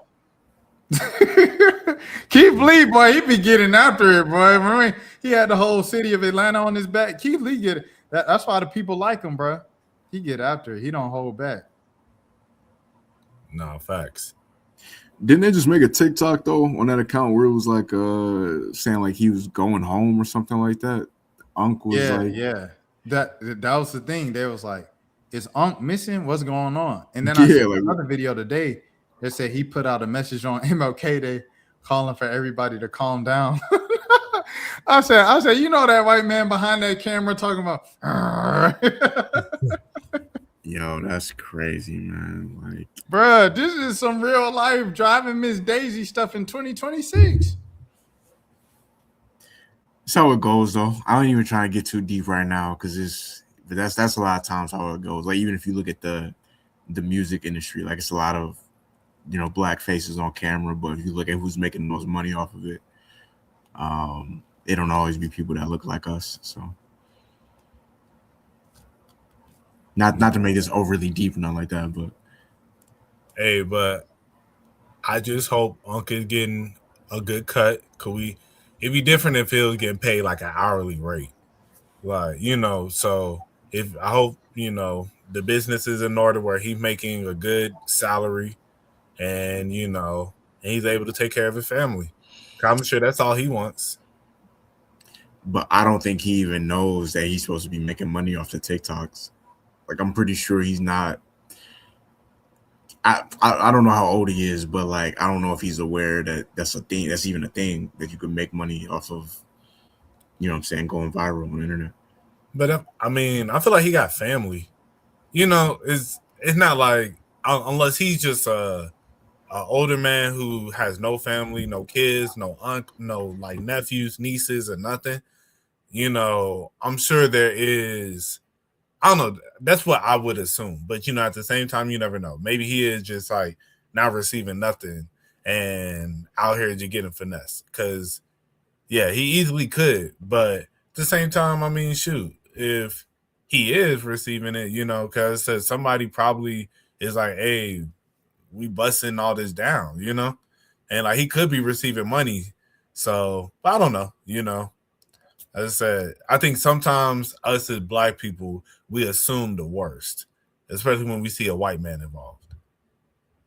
So, like, let's just be real, So, no, we need Pablo Torre to do an investigation into the tenderism.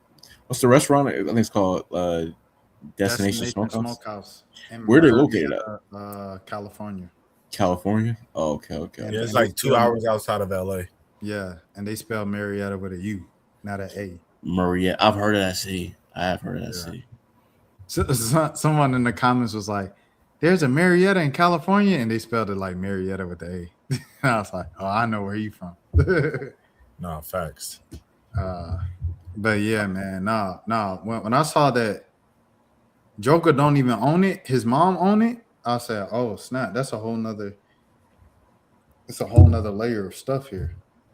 And I was like, "Oh, so this is a whole restaurant and a thing that started from Daddy's money, and his ego hurt that you know what I mean, because he already had the money, so that explains the ego thing. Yeah. He didn't need the validation from making the money from him. He needed the validation from getting the credit and being seen as much as he was getting the credit and being seen for something he was connected to. Because he already had the money. He had Daddy's money. So I feel like that's the thing that happens a lot in the entertainment industry too, where it's like you'll have the suits or like the people that they're supposed to just put the money up and get out the way, and then they'll put the money up, and then something ends up popping off, and it becomes popular or whatever. But it's like for a lot of the people, it's like it's not good enough for them to just get the credit for playing a role of just being in the background. It's like as soon as something pops off, now they want to be, like I was saying, like in front of the camera and getting the recognition. And it's like that fame is intoxicating. A lot of people can't handle just making, like I think about it's like the difference between like with Cash Money, you got like Slim, which is the one we never hear from, we never see him, he never does an interview, but he's probably not pocket watching, but he probably has like a crazy amount of money that he's made over the years from Cash Money. But then on the other hand, Birdman, we see him all the time. Like he's the face, he's the, you know what I'm saying, he's the image. So yeah, different people. Some people can't handle just being in the background making money. It's like they their attention just becomes too much. yeah, I said a great example of this is, I think the perfect example of this in 2026 is Peggy from Cam Newton podcast. Is he still on the show? Yeah, Okay. exactly though. I feel like he's the perfect, number two hype man. Like Oh he ad yeah. libs. He really hype up Cam to do most of that viral stuff. Like that Keon Coleman thing wouldn't have been what it was if Peggy wasn't hyping him up. Like Yeah. he really gassed Cam up to say some kind of crazy and stupid stuff a lot of times. And I asked him one time, I was like, yo, like, what's your advice for someone who wants to be a good co-host or a good producer? He said, you got to know how to play your role, know when to fall back and know when to let them cook. And I'm like, bro, you are good, bro. I think he's the perfect example of that, of like not being thirsty for fame and coming up off of just staying down. That's a word. Facts.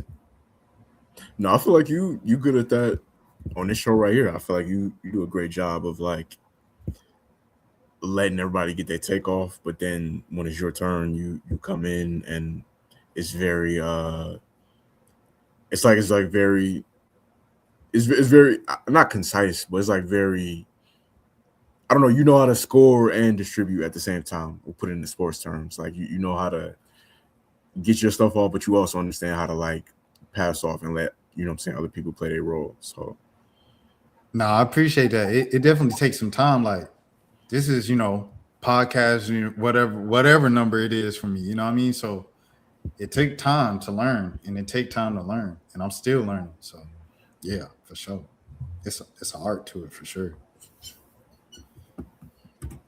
yeah, no, that's a fact. So is that ice storm? Is that gonna hit y'all too? Were you located at? So they say yeah, it's supposed to be like free frozen rain, but they didn't say snow. I think they saying snow for y'all. Bro, they saying it's gonna be. They talking about like it's gonna be like the worst since like 1994 or something like that. Yeah, my mom, she was like, should we get a generator? And so I might have to get a generator just for like, I don't know, just my sanity. I was like, okay, I got a generator just in case, but I think they about to get generators over there and stuff like that. So it's crazy, bro, for real. Yeah, I don't even want to not to talk too much about real life on the pod, but yeah, like I low key gotta work this weekend, and I low key some weekends I don't be wanting to work, but this weekend I need the bread, so like I'm kind of hoping that they don't fully, you know what I'm saying, it don't fully. The thing about Georgia is that if it's even slightly icy outside, or if it's slightly a drop of snow outside, they'll shut the city down. So it's like, I hope it ain't too bad. But yeah, I've been seeing people talk about like if you live in the southeast, it's gonna be power lines down. It's gonna be they hyping it up. I'm hoping it's not as bad as they hyping it up to be. I feel like we're gonna be straight. That's what I need to hear. I needed that positivity right there. Yeah, man. Dan said it's gonna be a snowstorm in Dallas this week too. Yo, Texas is like sneaky cold. Like I feel like when people think about Texas, they think it's like 100 degrees down there year round. But it gets snow Cowboy there. hats. Yeah, cowboy hats and horses. Yo, I'm trying to step up my cowboy attire, man. I'm finna get some boots. Bro, the cowboy boots cost more than Jordans. Facts. Crazy. I did not know that. Bro, they be like $300-$400. Oh no. Yeah, I'm trying to go all out. I'm trying to get the hat, the belt buckle, and then get the boots. I'm trying to step. Imagine you spend $400 on some cowboy boots. You walk up in a club with some Wranglers on, some Levi's, you know what I mean, some suspenders, you know what I mean, your cowboy hat, and your $300-$400 shoes, and someone say, "Look at this hitter." Like you feel like, bro, bro, come on, bro. I ain't spent no $500 on this fit for you to just tell me that when I walked in, dog. Nah, but in the South, bro, I ain't gonna lie. People be wearing stuff like that, man. They, you make it look, people be feeling like you got that on, bro. Get you a nice little jean jacket, all jean fit. Get you a nice hat with a belt buckle. Oh, bro, they're gonna be like, he got it on, bro. You get a trail ride too. I might try to hit one of those this year, bro. I ain't even into like, you know what I'm saying, like the super, I might not know all the dances and all that, but like I do think just because, I mean, simply put, I like women and the women be out there. I think I might try to hit one of those this year. But they just be in the middle of nowhere. That's the only thing a lot of the time. Nah, facts. Like Bro. I ain't, my bad, bro. Oh no. I was just saying like I ain't trying to go to middle of nowhere, Georgia, but that might be a thing I do this year. Nah, I feel that. Yo, you ever been like joking? You ever like met a girl's friend and been like, "Yo, put me on with your friend," but like you like halfway joking, and then they do it? Oh yeah. Brad. So my homeboy's girl, we were texting earlier today, about like, cause we were texting about like, cause we used to work together. So, and so I met her friend one time last summer, and I met her, but I really didn't know who she was in the scenario I was in, because we was all at like somebody's house, and then so it was like my homeboy, his girl, then like two other dudes, and then this girl. And so I'm thinking that girl was with one of the other dudes, because they didn't introduce me to who it was, So excuse me. So like when I see her, I was like, she cute, She was a voluptuous woman. And so I'm like, and so I peep her, but as I said, I'm thinking this is like somebody here, girl already. So then later down the road, when I used to manage that restaurant, me and the girl, me and my homeboy girl, I got her a job. So then she'll talk about, yeah, my friend need a job, blah, blah, blah. Like, okay, blah, blah, blah. So then, I threw a little joke out there, like, oh, what's your friend look like? She was like, you met her. I was like, when? That was the girl that was at, at such and such crib. I was like, really? I was like, so that's your best friend? She was like, yeah, that's my best friend. I was like, oh, I thought that was, one of them dudes' girls, She was like, nah, that was just my best friend. We were just all there vibing. So I was like, oh, okay. Yeah, when she come through, yeah, I was like, put me on, So this was back in like August. So, then it been like kind of like an ongoing joke. So then like when I was up in New York, I was with my homeboy and his girl. So then I had made a comment. I was just like, yeah, I was like, man, why you didn't bring your friend, bro? And she was like, she out, she out in Detroit, this and the other. I was like, man, all right. Then she was like, but we can make a trip up to Detroit. I was like, okay, bet. Let's make a trip up there. And she was like, yeah, like, yeah, the last dude she was talking to, he didn't even have no job. I was just like, oh, dang, all right, okay. So I'm gonna step up already. So and she was like, yeah, I was telling her that. I was like, okay. So then as I said, we were texting today. And then so I made a comment. I was like, yeah, hey, but like, let me know when we planning our trip up to Detroit. Cause genuinely, I want to go to Detroit. I've never been to Detroit. So I was like, it'd be dope. And if there's somebody up there that can show us around, she was like, then she goes, how about I just introduce y'all via text? And y'all just start texting. I was like, oh, all right. And then, like, honestly, I didn't even respond back to the text chat. She just sent me old girl number and was just like, yeah, she said text her. I was like, oh, all right. So, yeah, so, that's been going. But, this is, I told you I ain't been talking to nobody in about a year and a half. So this is like, the first girl that I don't really like, stepped out really, we talking with a little bit.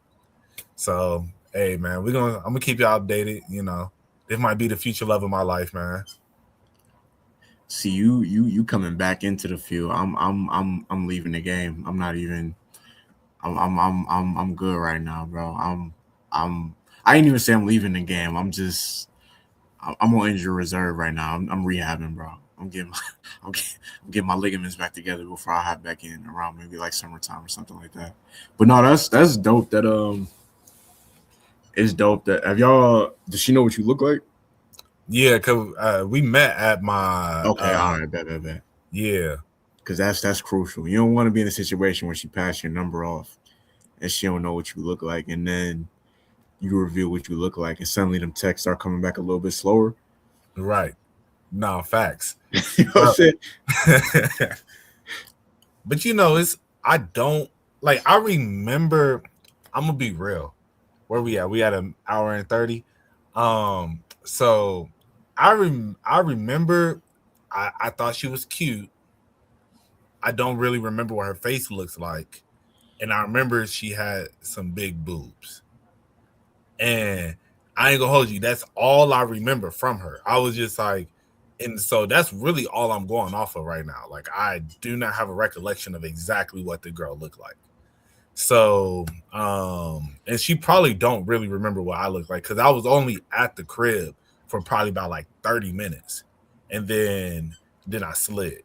So, yeah. So we probably gonna eventually have to like exchange pictures and whatnot, or exchange IGs or whatever, something. But yeah, y'all can just FaceTime, Facts. But that's low key kind of, it's crazy because people is low key kind of personal now. You said what? People is low key kind of personal now. I feel like people kind of like if you just randomly FaceTime somebody, it's almost like they look at it like, yo, why you ain't give me a heads up that you FaceTime me? Oh yeah, I definitely want a heads up before I get FaceTime. Yeah, it's like normal etiquette now. Let somebody know. Yeah, but that's the thing, bro. I ain't gonna hold you, bro. Like, I really don't be feeling like talking on the phone and like FaceTiming and stuff. So that's why, she sent me old girl number, and I'm like, all right, since you sent it, like, I gotta text her now. But I was waiting to like until we link in person, because I ain't really trying to do no long distance, like, but like, See, that's Shorty live. Huh? That's where we differ because I'm big on the. I love a good phone call. Yeah. So look, yeah, bro. I did not be wanting to be on the phone. I'm not even gonna lie, bro. You know, these podcasts about the most you're gonna get out of me talking sometimes. Oh, that you're the one.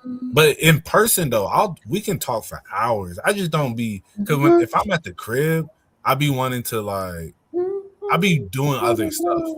You know, so I don't be really want to just be sitting there locked in on your like, cause then I'm gonna be scrolling on my phone, I'm gonna be halfway listening, and then I might turn on the game, or you know, maybe I wanted to do something else, you know, where that would require my attention, and or maybe I'm watching the video. You know, if I'm at the crib chilling, I'm just chilling. So, but if we in person, then we can talk for hours. You know, like I don't have no problem with that. So yeah, because Shorty live in Detroit, and then she about to go to. She's a producer. What up, though? Yeah. So she's a producer. So she about to go down to Houston to work on a show for a couple months. So and then like she's supposed to be back in Atlanta this summer, but that's why I'm like, what we doing until then, man? Like, or like, but now you done forced my hand, so now we got to start the combo. You know, I got to keep it up. If you want to FaceTime, I got to FaceTime, you know?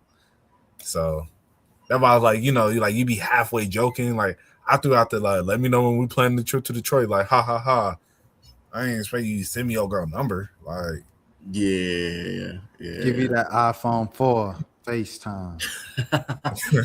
Shout out my boy Lynn Shacute and Pax Fool in the chat. For sure. Nah, what was I gonna say? Yeah, nah, I'm these next 2 months, like I'm only focused on like stacking as much bread as possible. Nothing else. I don't want to go out, unless it's like something I have to, but like I don't want to go out. I don't want to, you know what I'm saying? Because I actually kind of want to be a little bit more outside this spring, summertime. I really didn't do too much last year, so yeah. Until that time, I'm cool, bro. And I'm fresh off I'm fresh off 2 back-to-back fails talking stages, like you know what I'm saying, like consecutive, like a week apart. You know what I'm saying? In the words of Ye on the screen right now, it all falls down. So yeah, no, I'm in recovery mode right now. no, I feel that, bro. I will say, actually, there is another girl that I met that I've been like texting a little bit that does live in my area, but she just like randomly threw out she got a 10-year-old daughter. Oh no! Yeah, I mean, at this point, we gotta be, bro. We gotta accept that we in that age now where that's a thing. Like,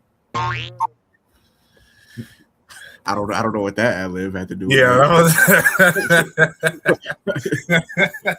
yeah, no, that's I've accepted it now. It's like most of, bro, we in our 30s. Like a lot of these girls, man.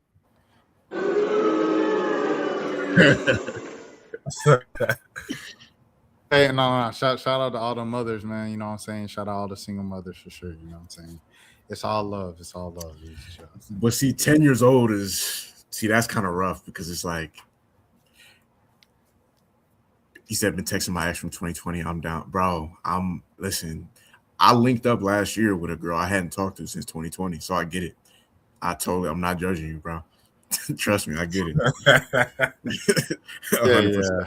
Since I've been in a similar situation. I ain't gonna hold you. I think the older we get, bro, like, you know, the more you go into the new dating pool, I'll say this: the more you go into the new dating pool and there's new people, and you're trying to see if y'all have anything in common, and y'all don't really have much in common, you like, dang, I know so and so from the past. We like the same Tyler Creator song. We like the same movies. She kind of know a little bit. She don't know everything about basketball, but she know a little song. I know she was really cool. Let me see what she up to now. I mean, I think that's just natural the older you get. No, facts. I mean, I will say I have not spent the block in a very long time on any of the girls I used to talk to. I've been it's been a couple girls that I definitely have thought about that I was like, man, I low key do think about them like just a little bit, but at the same time, I've been very much like, man, let me just facts. I feel you, my boy. um, but yeah, but I don't know. Like I have not been like the spin the block person. I haven't tried to spin the block on nothing in at least a good like 3-4 years for real. Because there's like a couple girls that it was one girl that I I used to talk to way back in the day, around high school time, that I shot like somewhat of a shot at, because it's like we were talking again, then I kind of shot like a little shot, and then I was just like, okay, I think I misread it a little bit. You feel me? It'd be like that. But yeah, but outside of that, man, yeah, I've been kind of just chilling. But it's interesting. I was just talking to my coworker, and we was actually just talking about that today. She was like, Cal telling them about how when my cat died, I saw the post that it does, and I was like, I don't even know how my cat died. And because my ex posted it. And uh she was like, you don't know, like you don't talk to your ex? And I was like, nah, we don't talk at all. Like I did not try to rekindle that one. Once it was done, it was just done. And she was like, oh, like, yeah, I still be talking to all my dudes, this, that, and the other. Well, she put it, I still talk to all my hoes. I was like, okay, I feel you. But she was like, I think that's just because guys always gonna spin the block though. And I was just like, yeah, if they see the opportunity, yeah, they are. But yeah, I'm like, with any most of the girls that I've messed with, I'm like, unless it's just, yeah, I just don't be seeing it. I'm just not the type of person. Maybe I'm too prideful. I think that's what it is. Like if you hit me up, then we can start talking again. But I'm not finna just go out of my way to be like, yo, I was just thinking about you. How you been? That ain't. See, I be telling myself that. Like I definitely be telling myself like, yo, you know what I'm saying? Like whenever like women are over with me, like I'll tell myself like, all right, you gotta move on, you know what I'm saying? Keep it moving, move on. And that might work for like a good, like it might be like a good 2-3 months where I'm just, you know what I'm saying, I'm not thinking about them, but like it's gonna come that one day a year or that one night a year when I just randomly think about that person, and then 100%. you know what I'm saying? That'd be the times where it's just, you know what I'm saying, you just be in like a moment of weakness and you've been doing good for like a few months, and that's when it was just random. Like on my birthday, I hit up I'm not gonna say her name, but you know exactly what I'm talking about. I just randomly was like, you know what? I'm blocked on my main account, but I got this other account. Let me see. And nah, it didn't work this time. But I'm still, you know what I'm saying? If you watching this or listening to this, I don't know why you would, but you probably not. If your name starts with a G, um, I'm definitely I'm getting my mind together, my body, you know what I'm saying, finances. I'm coming back. Summertime 2026. I'm announcing, like, how they declare for the draft. I declared that I'm spinning the block again summer 2026. So, you know, but yeah, thank you. I appreciate that. Nah, No. Hey. With that being said, like when Jelani said that, I definitely, want to spin the block on a few folks. K squared, KK, TP for sure. Hold on. Hey, KK for sure. TP. I'm on that. Put them initials Who up else? there. Who else? Oh yeah, Mo. I ain't get no happy birthday text yesterday. It's all good though. You knew it was my birthday. You got me on Facebook. You knew what it was. You knew what it was. It's okay. It's all good. It's all good. You know what I'm saying? I know where my strength comes from. You know what I mean? So hey, bro. I literally just realized in this moment I forgot this girl's birthday, but the talking stage failed already, so it don't even matter. I remember one of them, and you know why? This is the same day my mixtape came out. That's crazy. Yeah, no. Wait, hold on. You talking about like back in the day? Oh, this was dang. This was See, I can't even say no acronyms now because now it's like, Okay, all right, for sure. they gonna cuss me out in text messages. Why you never matured? That's the problem with you. Okay, all right. I didn't ask for your 2 cents. Thanks for checking out the pod, though, I guess. Damn, I forgot her birthday. I just randomly thought about it. That's crazy. Yeah, no, my bad. I ain't even mean to say that out loud. My bad. Y'all, dang, and you shot your shot publicly. You could have had you a good. You could still clip that up and put that out there, but I mean, hey, we gave What you mean? But if you're watching right now, it's GG. Oh no, not her. It was another girl I was thinking. Oh about. yeah, for sure. Oh no. For sure. Oh no, I know her birthday. It's I got her birthday on the calendar. Yeah, I know when her birthday. She might get a Valentine's Day package from me. All right, I'm saying too much now. I sent some I sent little messages or whatever to some of my folks said, I burned the bridges within 2025. You know what I mean? I sent little birthday messages, you know what I mean, via, alternate methods.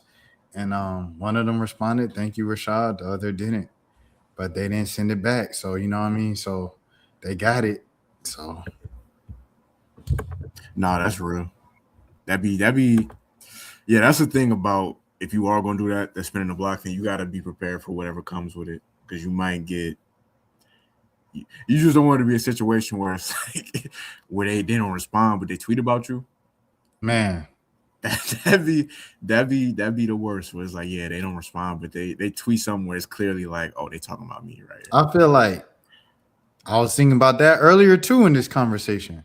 If you tweeting, "My ex so we stopped talking 10 years ago, let it go," and then they be in the comments, "Girl, yes," I'm like, obviously, this guy has left something on you enough for you to post that. Yeah, that's one way of looking at it. Yeah, I actually hit up someone, bro, from 2018, bro, because I was like, I wonder what they up to. I look at their social media, and they was like, you know what I mean, like hit me up type deal, like to their followers, and they done went up on social media in the time since we was texting whatever. So I was like, let me just hit them up, and I thought folks was gonna forget because I didn't have the number saved no more. I deleted the number, deleted the text thread. So I was like, yo, what's up? Boy, oh boy. About 5 minutes later, I got I looked at my phone and said, "Please do not contact me ever." I said, "Okay, say less." I deleted the text thread and that was that. I went on about my night. I said, "Dang, she still got my number saved? That's crazy. All these years later, that's insane." If you got a response though, you low key was. It's really worse off when you don't get a response or acknowledgement at all. Like, if I got a response 8 years later, that means I was memorable, bro. Yeah, you might still, if you try hard enough. Oh, no. Ain't no trial. Do you say, "Please leave me alone"? Because then you get into legal. I don't do that. You say, "Please," I say, "You got it, twin. You got it, dude." What they say, Mary Kate and Ashley, "You got it, dude." I ain't playing with that. I ain't playing them game. Yeah, rest in peace, Bob Saget. Rest in peace, Bob Saget. Yeah, no, that's a slippery slope though, because sometimes, you know what, we're not even gonna have that discussion on here because I could just see where this is going now. But imagine you go up 150K followers. I hit you up 8 years later. My number been so if I deleted your number in the text thread, you've been supposed to delete mine in the text thread. And for you to have the same number, first of all, it's crazy. And then B, to remember me and be like, "Leave me alone, Rashad." I was like, hey man, shout out to myself and Brandon Bridges since 2012. Man, I don't delete numbers. I'm not gonna lie. So yeah, I still have every person I've ever talked to. But you know that one manager we were just talking about last night, Rashad? Yeah. Yeah, I still got her number. Bro, it's crazy. You don't remember anybody else that we were working with, like that didn't go to high school with us. Bro, I'm not gonna lie. That time when we worked there is just because I guess like I went because I was there so many times, like in different phases and met so many different people. Like that first era of us being there, bro. It's such a haze, bro. Because as I said, like I don't remember ever working with Elizabeth. What with who? Elizabeth. Oh yeah. But Oh yeah, she yeah, didn't yeah. work in the snack shack. Yep, But yep. That my dog. yeah, that's my dog. I'm working with her and Trisha. Yeah, that like she's one of my top 5 favorite white people. I'm not gonna hold you. Shout out Trisha, my dog. Elizabeth, her last name start with an R. Nah, F. Oh, okay. Remember they was chanting at the pep rally? Type her name in the private chat. Yeah. Okay. Hey, shout out everybody watching, man. We almost 2 hours in. We still got multiple people tapped in. Appreciate all y'all, man. Make sure y'all follow the 1 a.m. Page on YouTube. We are currently at 9 subscribers. I'm gonna refresh. Does it still say 9? It still say 9. Let's make sure we get that to 10 by the end of this episode, man. But two people watched our latest video though, because it was at like 8 views when we started. Yeah, it was, and now it's at 10. Yeah. So I don't know what that says that they watched the video and didn't subscribe. I was like, no, I'm good, bro. They said, let me see what they talking about. Oh, heck no. Nah, I don't like it. Because I someone was asking for the link because they didn't know we had the pod. And so I sent them the link and they was like, y'all be yapping. And I was like, it's kind of a point of a podcast, but we do be yapping. Point of the show, like, yeah, I don't. You can't really just sit here for 2 hours on camera just staring at each other. Man, come on, man. What? They don't get it. The show business is the show business. Come on, man. Right. You feel me? I'm not a businessman. I'm a business man. That's a crazy that's one of them bars that's like it's not that complicated, but it is like low key. It's very simple, but it's extremely fire at the same time. Like For sure. Because that is a flex saying that I'm a business. Like I'm a whole business. Like I'm an industry. Like people pay their bills working for me. That is a flex. That's the first LLC Twitter bar. Oh man, don't get me started on them dudes. Yeah, them that's like the Brunch Butte community. Like they be wearing auras and all that. Yeah, cool. It was beefing. It was 2 of them beefing like a week or 2 ago, bro. People on LLC Twitter? Yeah. Like, well, not LLC. LLC Twitter, I feel like is different than the finance bros. I feel like LLC Twitter, they talk about it. Finance bros, they actually rich. And all they talk about is money.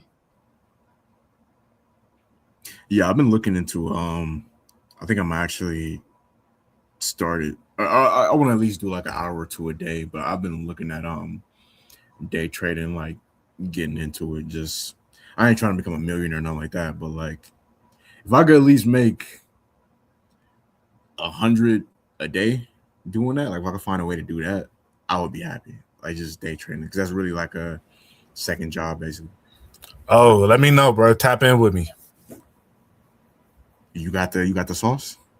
Yeah, my boy Eric. I was like, he was literally, we did talk about that. Yeah, man, yeah, that boy Eric he run it up, bro. I'm not gonna hold you. Okay, for sure. Yeah, so yeah, definitely tap in with me, bro. I can give you the information that you need, send you a bunch of videos. I haven't like super dived into it. Like I know how to do it. I just haven't really invested the money into it for real. But yeah, like I can send you mad videos and everything, and like just the basics and how to get you started. Okay, bet. All right, for sure. Yeah, but did y'all have some more topics y'all want to touch on? Like anything specific? I mean, I wanted to just say with the stocks thing, I wanted to say like that stuff is always interesting to me of like learning and everything because it's like I guess like it's still like just an educated guess. Everything I know about stocks is just an educated guess. If you know it for a certain thing, that's why Martha Stewart went to prison. You know what I mean? So it's like I don't know how people. It's like how people are professional sports gamblers. It's like how are you a professional gambler? You know what I'm saying? Because it's an educated guess, and if you know what's gonna happen, once again, you go to prison. So what do you mean? Like you learn how to get good at it? That's the thing that the one thing.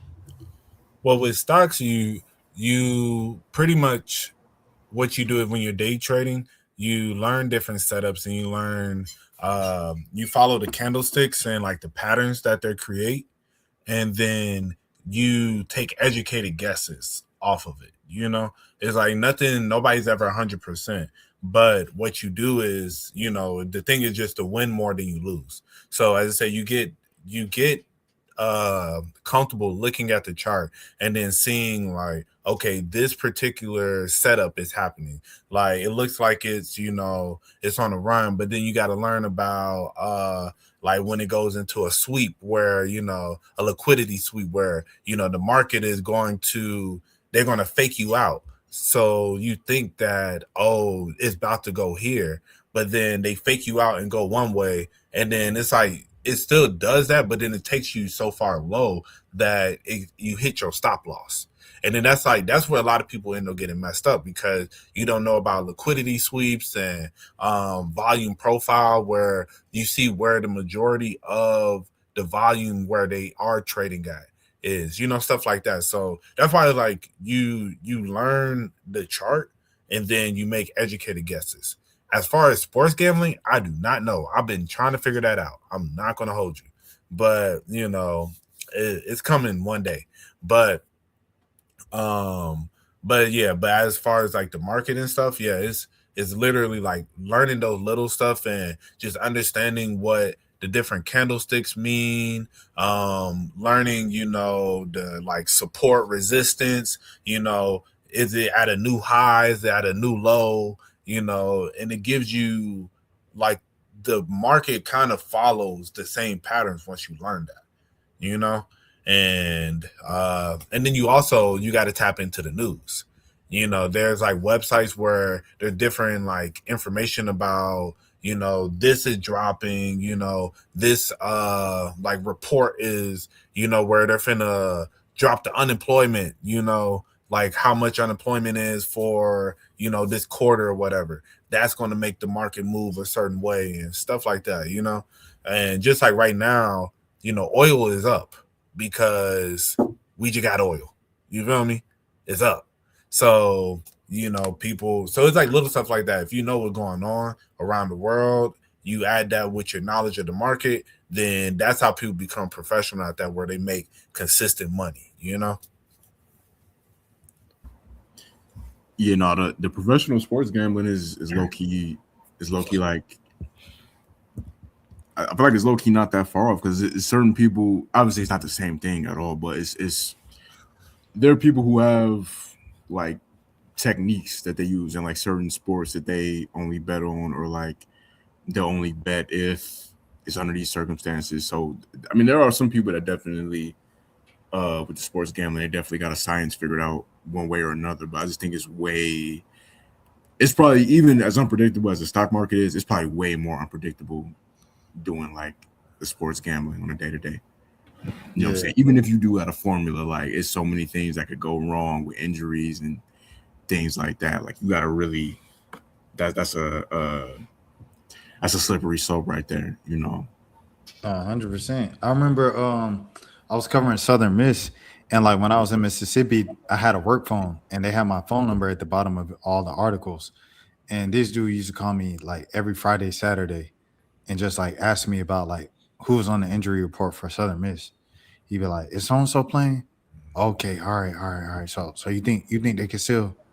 You think he gets so and so to like? And I did it for the first couple weeks, and then he like after I started picking up, oh, he was just like, oh, I can call this guy whenever I want to, and he started blowing up my phone every weekend more frequently. Like he would call me 3 hours before the game, then 2 hours before the game, then an hour. I had to block bro because I'm like, bro, you fiending, bro. Like you tweaking on my phone, just asking me about is this, wide receiver from this mid-major program gonna play Saturday? Like that's crazy, bro. That's crazy. You need help. Yeah, how much of a degenerate do you have to be betting on Southern Miss on a regular basis? Is what them boys just got the FBI with. He said they went to the Biloxi or whatever casino they went to with 78,000 to put on like a random like Southern Miss football game. They said, okay, all right, we not taking that. Yeah, I think people gotta understand, bro. You're not outsmarting these. It's so much money involved, and they got so many different people set up. Like there's people that are hired with a specific job of just looking out for bets that kind of jump out to them. Like if you just randomly bet, let's say out of nowhere, I got money. Let's say I put $50,000 on like I'm gonna pick a random NBA player. $50,000 on Eric Gordon threes. They'll say I don't know. Like that's even if I'm doing that from even if there's nothing, I don't have no insider information. Like a bet like that would get flagged just because it's like, yo, this is super random that somebody would bet this right now. So yeah, whenever you on these betting sites, bro, the amount of money that they making, like you're not outsmarting these companies if you're trying to cheat them. Facts. Bro, I saw when Jimmy Butler got hurt last night. Somebody was like, like I betted over 6 rebounds, and this man want to go and get hurt. Dog. And that's really how people think too. He might have been joking, but like it's really people that think like that for real. Facts. This one was crazy, the one with the colleges, bro, because it all kind of stems from like the former LSU basketball player who plays in China now. They said this man was averaging 32 points a game. They said the first time he got in on it, he scored like 11 points the next game. Like the exact same day he agreed to join the operation, he was averaging 32. He scored 11 points. And then that man takes it, the boy that was betting on him, he said, it's 3 things guaranteed in life. The end of your life, taxes, and Chinese basketball games, bro. Right. And then so Buddy from LSU, he's from Chicago. No. He played for the Bulls in Chicago. He went out, he recruited people from Northwestern State in Louisiana, Mississippi. He recruited them. He recruited the whole Louisiana, bro. Tulane, I think Grambling might have been it. If Grambling's not in it, my bad, because that's a HBCU. I don't want to throw those allegations on their name if there wasn't. Nicholls State, I know was in it.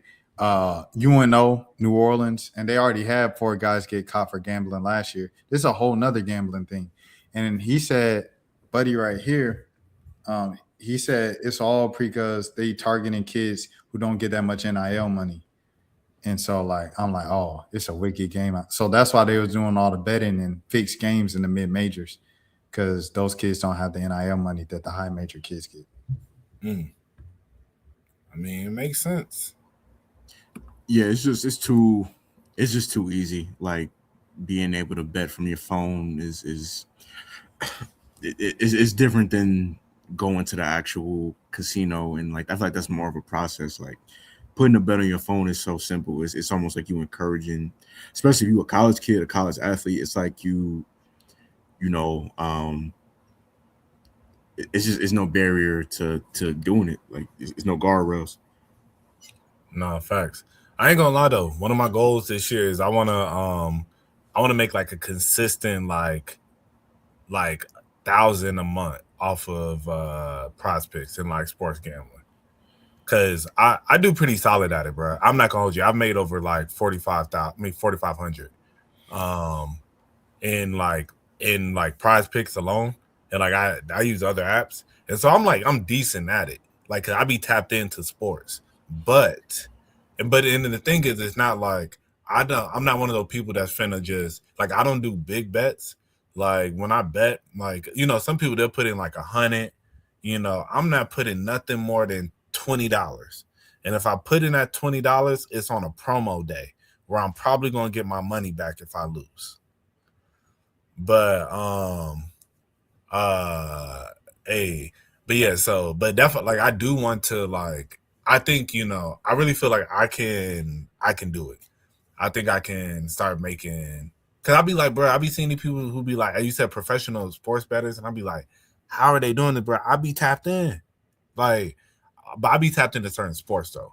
I don't be tapped into all the sports. And I think, if I was to really get tapped in, and I know I could be there to another level tapped in where I'm looking at injury reports every day, I'm looking at like defensive ratings every day, all the little stuff. So that's where it really, but I ain't gonna lie, I be finessing. There's this one dude who be he does like he gives out picks and he gives out like cheat sheets. And so like you supposed to pay for it.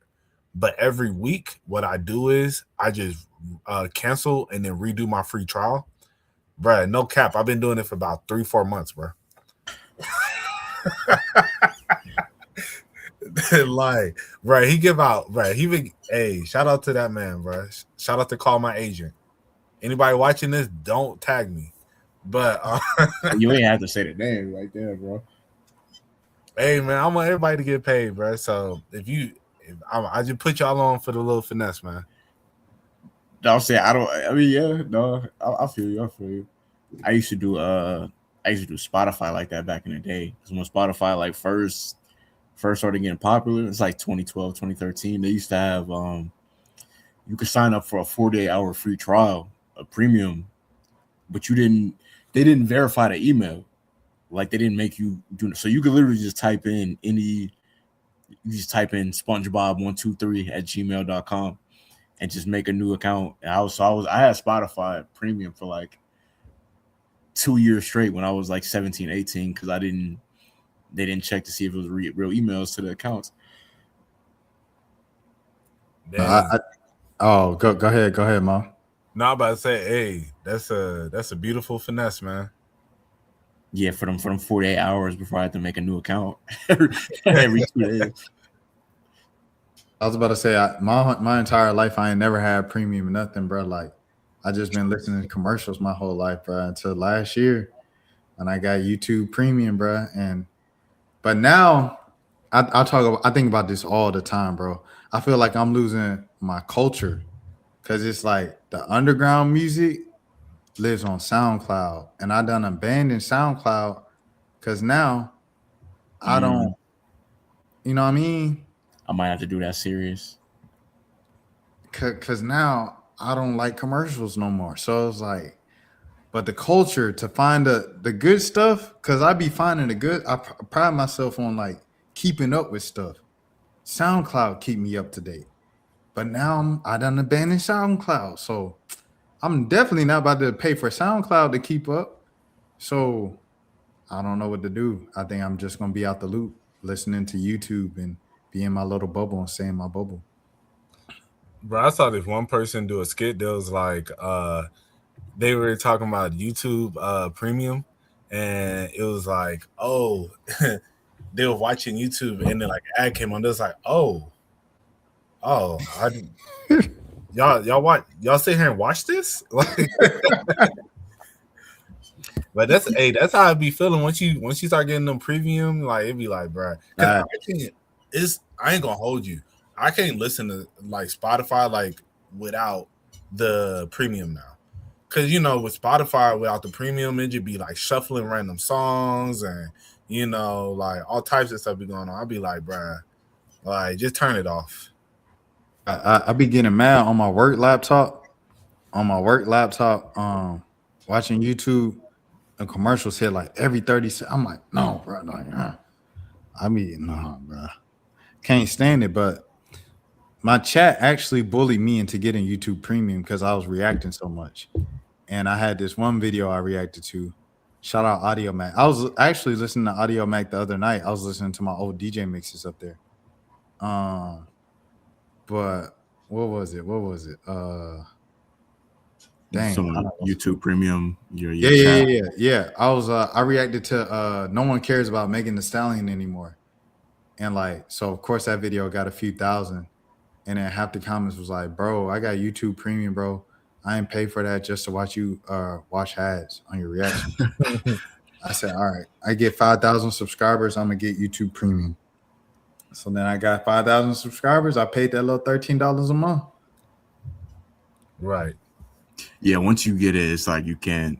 I think I probably got it for the first time. Maybe it was like a few years back. I got it, and yeah. Once I had it, it's like, bro, I can't even. But that used to be a standard thing, like on old. Because I remember having an Android back in like 2012, where I don't even think YouTube Premium was a thing back then, where I could close my phone and YouTube would still be playing in the background. And I loved that phone because it was like super clutch. And I think they realized that, oh, this is a feature. Like, You listening to music. yeah. Because I remember I used to use that as like my MP3 players. Like before whatever songs I didn't have downloaded on my phone, I could just play it on YouTube. But they got smart enough to realize that, okay, maybe we should monetize this or whatever. But yeah, YouTube, they've been even on like using the laptop, like a lot of the ad blockers don't work no more. Like they didn't kind of figure it out. I had them ad blockers about 2018, 2019. And then every time it came a commercial break, it just went black. I had to refresh the whole page and try to skip to the yeah, it gets annoying after a certain point. Yeah. Yeah, bro. So just get that premium, bro. $13. YouTube ain't paying me to say this. I'm just saying it. Because it's like you get the music, you get movies, all the bootleg movies that be on YouTube, allegedly. I don't know. I'm speaking maybe. TV No ads, shows. none of that. Yeah. And the thing about it is that it's like I've said this one before, but like every mixtape that's not on streaming services is on YouTube. Because you go on Spotify, you go on Apple Music, it's even if they have certain mixtapes, it's not the original version. Like the version of Cushion Orange Juice they have on there is not it's certain songs that's either missing or they tweaked or like No Ceilings is missing like a good 10 songs off there on the streaming version. Like it's a bunch of these streaming platforms that have these mixtapes that's not the real version of the mixtape. Reloaded, Rich Homie Quan, which is like my favorite Rich Homie Quan song. It's not on the official version. Yeah, I know, like ASAP Rocky, Live Love ASAP, Kissing Pink isn't on there. It's my favorite song on that mixtape. It's all off. Faces is different from Mac Miller. Yeah, a lot of the skits Yeah. Got taken off. A lot of the movie samples. Yeah. But yeah, as I brought up before, congratulations to that man, Andrew Jones, man. Oh, yeah, salute Andrew Jones. Finally in the Hall of Fame. He had a weird case because he had such a high peak and he was a great defender, but his batting average was pretty terrible. And his prime, it's woo, like a 219. Boy, it's bad. Here we go. His batting average was 254. Oh, okay. That's not horrible. It's for a Hall of Famer. But it's probably the later years that hold like a little exactly. Bit but that's the point. It's like his later years were so bad. Every year after Atlanta was so bad, bro. It tainted a lot for him, bro. Yeah. I low key missed her on the field, bro. I ain't gonna hold you. Like, I know the batteries are way better set up. They're making more money and all that, but like, it was something about maybe because I grew up in Marietta. It was something about going into the city for a Braves game that felt like an event almost. The battery felt too local. It does feel too like that's a fact, bro. That's really what it is. Like, bro, I grew up in this. Like, there shouldn't. I'll be thinking that, like, bro, it's really not supposed to be a baseball team right here, bro. Like, if y'all knew what this area was, this was just like a little like business park or whatever. Like, there was nothing over there whatsoever.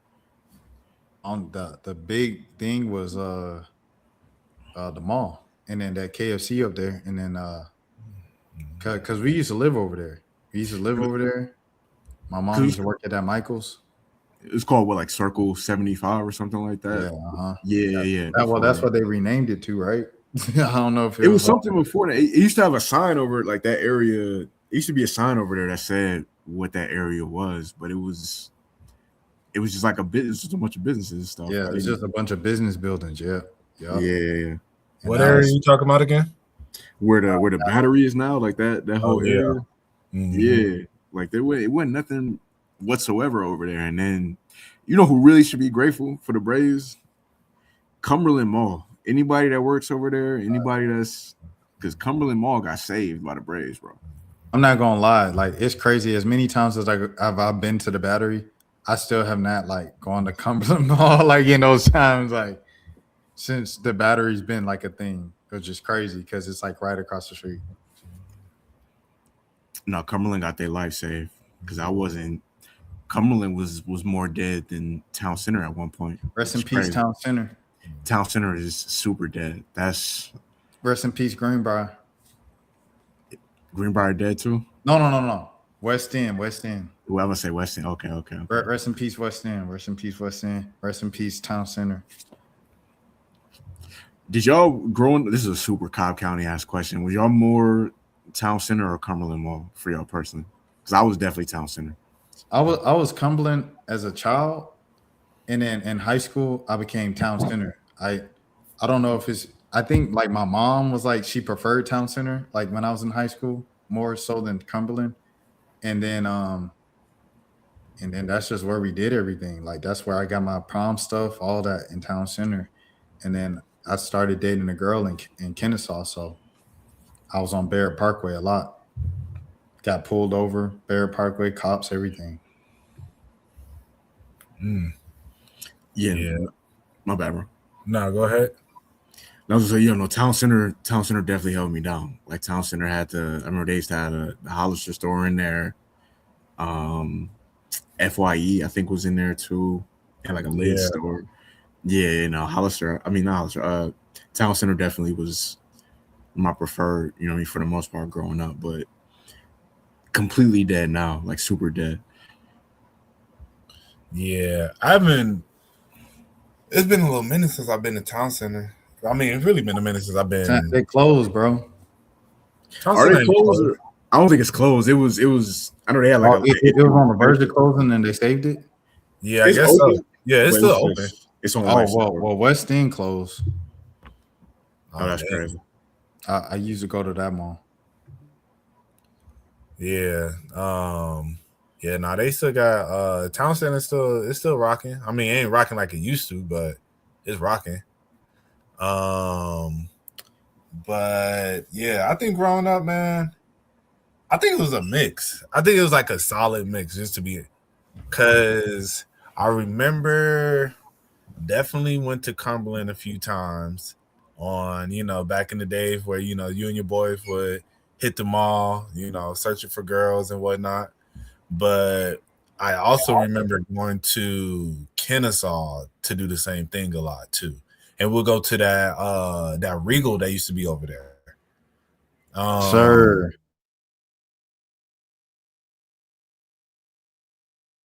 Oh, is that me? That might be me. We'll see what happens. But that Regal have some. Okay. Y'all came back for me. What was that? Me that cut out? I think so. Okay. All right. Yeah, I had to do something real quick, but I had to come back in like real quick because I ain't want you to be here by yourself. The last thing I heard was Regal. I was saying that Regal that was over there. Yeah, we used to parlay over there. And yeah, bro, it's just so crazy, bro. Those high school days where, especially like in Cobb, where you just like you'll be out there just rolling around. Then with like social media, you will meet, all these different people, and y'all be linking up, and it's just different times, man. I'm like, It's just something cool about like meeting people from different schools, bro. thanks. Yeah, like I definitely had like a few homegirls that I was like mad close with from like different schools for like no reason. It is like it'll be a regular person, but they go to a different school that just make them 10 times cooler, bro. Right. Nah, it used to be certain people that it was almost like the whole Cobb County knew them. I'm like, bro, how do y'all know this person? Like, it don't like, bro. And I used to feel like I was out the loop because they didn't go to our school, but they'd be friends with like everybody. They friends on Twitter, like I'm like, bro, why do y'all like? And they go to like Pebblebrook or some shit like that. You know what I'm saying? Like, bro, where did you meet this person at? Like, facts. But it makes sense though, because Cobb County it's a big county, but it's small as far as like where people go to hang out. So especially teenagers back then. Facts. I cannot believe BK the Ruler went to Hillgrove, bro. Like, I'm still like, what the heck? I wish I knew. What year did she graduate? BK is young, so she had to have graduated like 2017ish. She young, like maybe even 2019. So I mean, that explains why I didn't know her, but still, like, you usually know when people come up, like, oh, they from Cobb. Oh, okay, they're from Cobb. I just knew she was from Atlanta.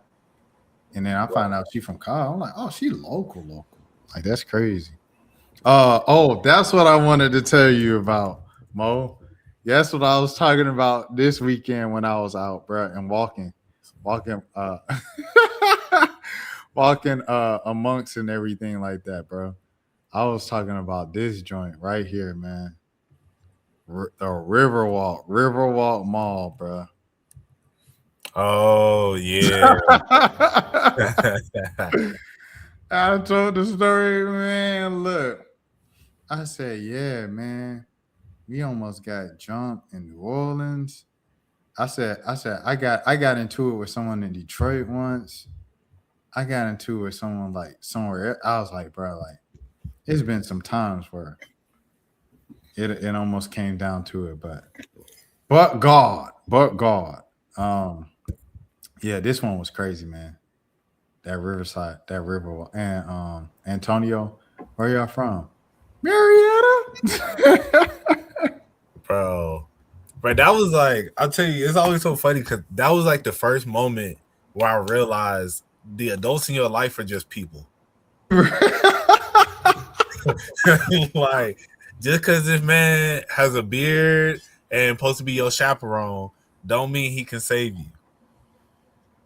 Yeah, man, that was yeah. I'm Jelani. I'm sure you heard us talk about this story so many times. No, I don't think I heard y'all tell me this. Oh, bro, when we was in the mall, bro, was in the mall. Wait, where was y'all at? New Orleans, bro. Okay. Yeah, it was a college tour, and who all was it? Oh, this is like 2011, Jelani. But it was I know we was with Trey and Ozzy and Draven, and Okay. Antonio was around. Well, Antonio was there when we got back with when we got to the front. Right, it was. So who was with us? Like, was it just me, you, and David? No, it was like David, I think Trey, and then I think if it was 20, I want to say maybe Isaiah or, but it was because I don't think Ozzy was there like right in that moment. Yeah, I think like Ozzy wasn't with us the whole time. Yeah, so but it was like I know for a fact it was Trey. I know David, and it was like one other person there, and so those three people were walking. They're walking through the mall, so they start roasting the dude with dreads, and like they making a joke, and then but Buddy hear him, so Buddy like, yo, what you just say?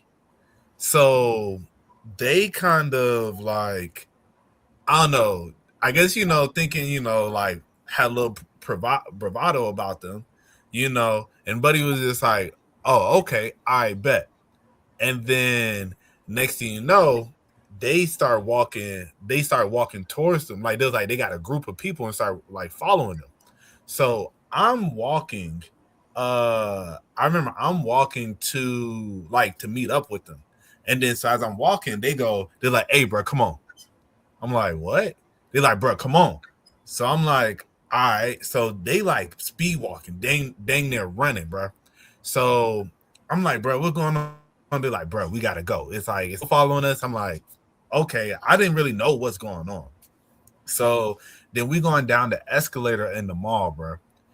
No exaggeration, bro. We going down the escalator, bro. I look up, bro. The whole railing of the mall is surrounded with people, bro.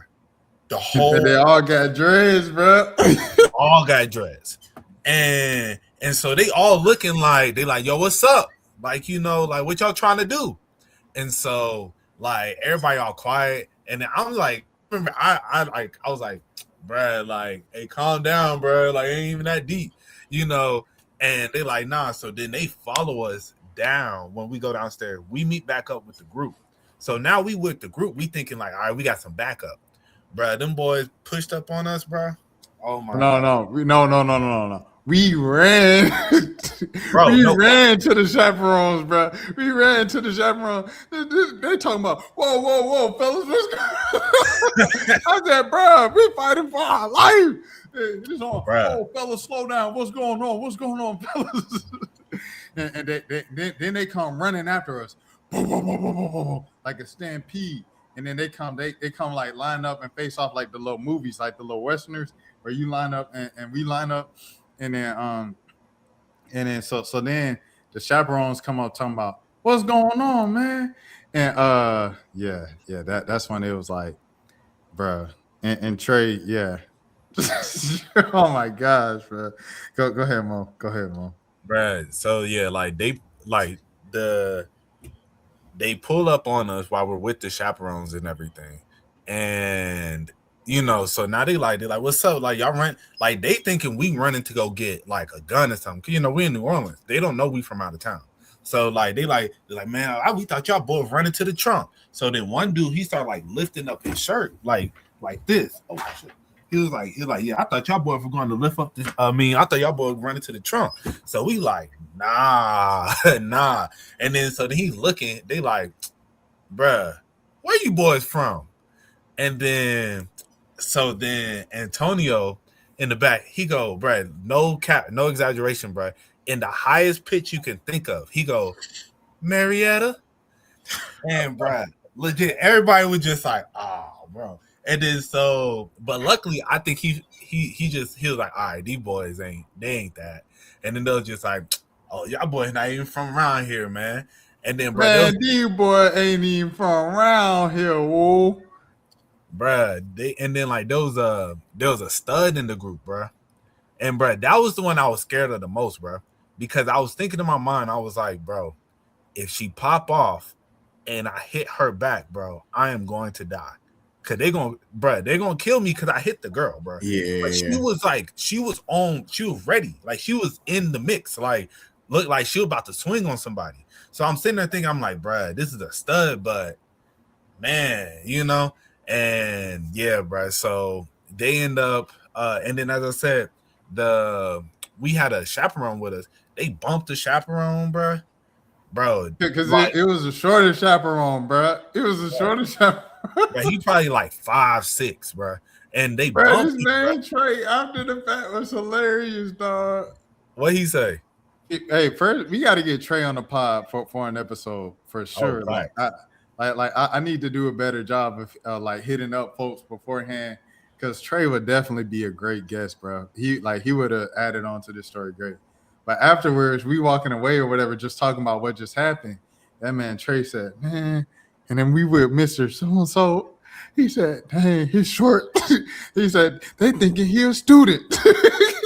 Right, for real, bro. I'm telling you, bro. they bumped him, and then like we thinking like we safe because we with our chaperones, bro. Yeah. They bumped him, bro, and all like that's at that moment we realized like, bro, we on our own. He said we needed Coach, Coach King, bro, with the big old chest. He said that's the one we needed, bro. And then, hey, I ain't gonna lie, like afterwards, bro, Rashad had one of the. This is when I was like, Rashad is real, bro, cause so then we all in a group. So now it's like, hey, yo, hey, we got to stick together. Hey, and if you ain't down, like, if we all together, and then if they pop up, bro, like if you ain't ready to, to fight or whatever, bro, leave right now. This man Rashad said, all right, y'all. Bro, so quick. And like, bro, it was so funny. And I was just like, I respect it. Cause I was like, that's real, bro. Like, most people gonna sit there, even though they scared, they're gonna be like, I don't want to look like no punk. Rashad did not care, bro. He, as soon as they said, if you not with it, leave right now. He said, all right, y'all, and then just walk straight away. I was like, all right. That's super real. I'm like, that's my boy, man. I respect that. No, for real. Yeah, bro. But yeah, all that happened at that mall, bro. We legit, like, as I said, bro, we was scared out of our minds, bro. Like, when I tell you the whole banister was surrounded with people, bro. It was at least like 20, 25 people, bro. Oh, nah. See, when you put it like that, like, nah. Yeah. Yeah, and didn't they do like a little call, like a so like that, bro? It's like a movie, bro. I promise you. Bro. They did a little call and everything. They're like, yeah, it's crazy, bro. Nah, I've had some moments. I feel like I lived a whole lifetime in New Orleans before any of this stuff, for real. It's crazy. Yeah, nah. Like we said earlier in the episode, like I'm good, bro. Unless I absolutely have to. Like, I don't plan on, knock on wood, I don't plan on getting no more fights, while I'm here. But if it came down to it, I would. But I'm cool, bro. Are you coming down from Mardi Gras? Yo, I will know. Literally, I will know. I'll know by next Friday for sure. By next Friday for sure, I'll be able to let you know. Cause Mo, you coming down? I definitely do.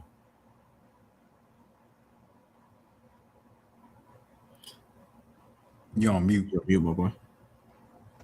I have to see because my mom's birthday is on the 18th.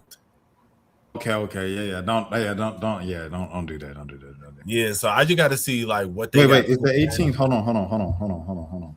Cause maybe you could get off like Fat Tuesday and Wednesday and really come to the real party. True. I'm technically gonna be off on Tuesdays and Wednesdays going forward, so I might be. The 18th is a Wednesday though. 18th is Ash Wednesday. So 18th is, okay. So you could be here the weekend before, but that weekend's Valentine's weekend. Oh, I ain't doing no Valentine's Day weekend. I'm gonna say I don't have a girl. No, I know, but I don't know how like the parades and everything gonna be affected by Valentine's Day. Like if it's gonna be like a little more subdued because it's Valentine's Day, or no, they probably still gonna be outside. Last year taught me a lot. I said, oh, they take this seriously. I'm gonna mark that date, the 15th, and I'm gonna try to aim for that. Okay, bet. But yeah, that Fat Tuesdays when is like the Super Bowl of all the parades. All the other parades is like warm up parades. See, I low key don't want to be there for the biggest, just because I feel like I like crowds to an extent. Like I like being outside, seeing other people, but like I don't like it to where it's just unmovable. You know what I'm saying? Like the inauguration. Yeah, like I didn't tell a story on here, but I think I did tell a story. I went to the Battery I told it last week, but when I went to the Battery for New Year's, and I was like, bro, this ain't even fun. Like this is So the weekend would be better for you. Yeah, the weekend. Yeah. So I'm gonna aim for, but if we don't do that weekend, the one after, either way. I mean, I'm gonna aim for the 15th though. Bro, I had some king cake today. I had king cake last year, right, on camera, and all them folks got on my head because I ate it with a fork. They said, first of all, don't eat it with a fork, and yeah, they got on me. But I didn't really like it that much. So I got one. No, I didn't get one. They just put one in the office today, and it was a cherry filled one. Oh my goodness, bro, that was so good. I said, bro, this is 10 times better than whatever I had last year. Like this is sensational, bro. And they said that's what you got to do with king cake. You got to eat a bunch of different king cakes to get to the one that you actually like. And I think I found it, bro, on try number 2, year 2. Oh my goodness. So shout out to all the king cake. Shout out Mardi Gras. Hey, Nola, baby. Yeah, I was kind of tapped financially last time we went down there. So like this time I could stack up a little bit more so I could really enjoy New Orleans when we go down there. And I'll be down there for more than one day this time, hopefully. So not hopefully, I will be when I go down there. So yeah. So Anything else, Mo, before we get out of here? Um, nah, that's pretty much it for me, man. Uh, like I said, appreciate you, Rashad, for inviting me to the Bible study today. That was a good combo. Giovanni, if you ever get a chance, come pop in. Uh, yeah, I need to tap in with your boy who is a DJ. Cause yeah, I don't know if I had told I don't know if I mentioned it to y'all that I got like a little mini DJ set. Cause I ain't finna buy a full mixer just yet. Cause I'm like, let me learn the basics and then pay cause them things like $200-300. for the So mixer. yeah. Yeah. So I got like a little mini one that was like $100. I got it for Christmas, and so working on that, trying to get into my DJing, trying to get in my bag and whatnot. But yeah, man, this year, we locking in. All it takes is 6 months to a year to change your life, boys. That's that real right there. No, that's sometimes even less than that, low key. Facts. Just Not 90 days of consistency. Yeah, low key. No, you're right. for real, bro. And that's why I was saying, like, when we was in the Bible study, I was saying that that's one of my biggest things for this year, just being consistent. Because you can I think especially like I know for me with like my diet, I'm for the most part disciplined, but then it'll be like one day or 2 days out of the week where I'll just be like whatever, and then just I'm eating wings and you know eating wings and eating like Chinese food, and and when I eat the wings, I mean like 20 wings at a time. I'm going crazy, and it just kind of rolls back to progress, and that's where I just want to get like, let me just lock in, and then if I do enjoy stuff like that, like keep it in moderation. Um, but yeah, man. So if I'm trying to be on, man, I want to be a completely new me. But yeah, man. So hey, to everybody out there, just keep grinding, stay consistent, man, and your life gonna change. Just in the words of Mac Miller, R.I.P. Mac Miller, whose birthday just recently passed. I did not know Rashad had the same birthday as Mac Miller. Yeah. 3 years apart, Mac Miller, and it's the same day Fredo Santana passed. Oh Yeah. dang, R.I.P. Fredo. Really rest in peace. But yeah, in the words of Mac Miller, just be you. It will work out. Shout out Mac Miller. My goals, y'all know my goals, but I'm gonna say them anyway. By the end of April, I want 10,000 subscribers.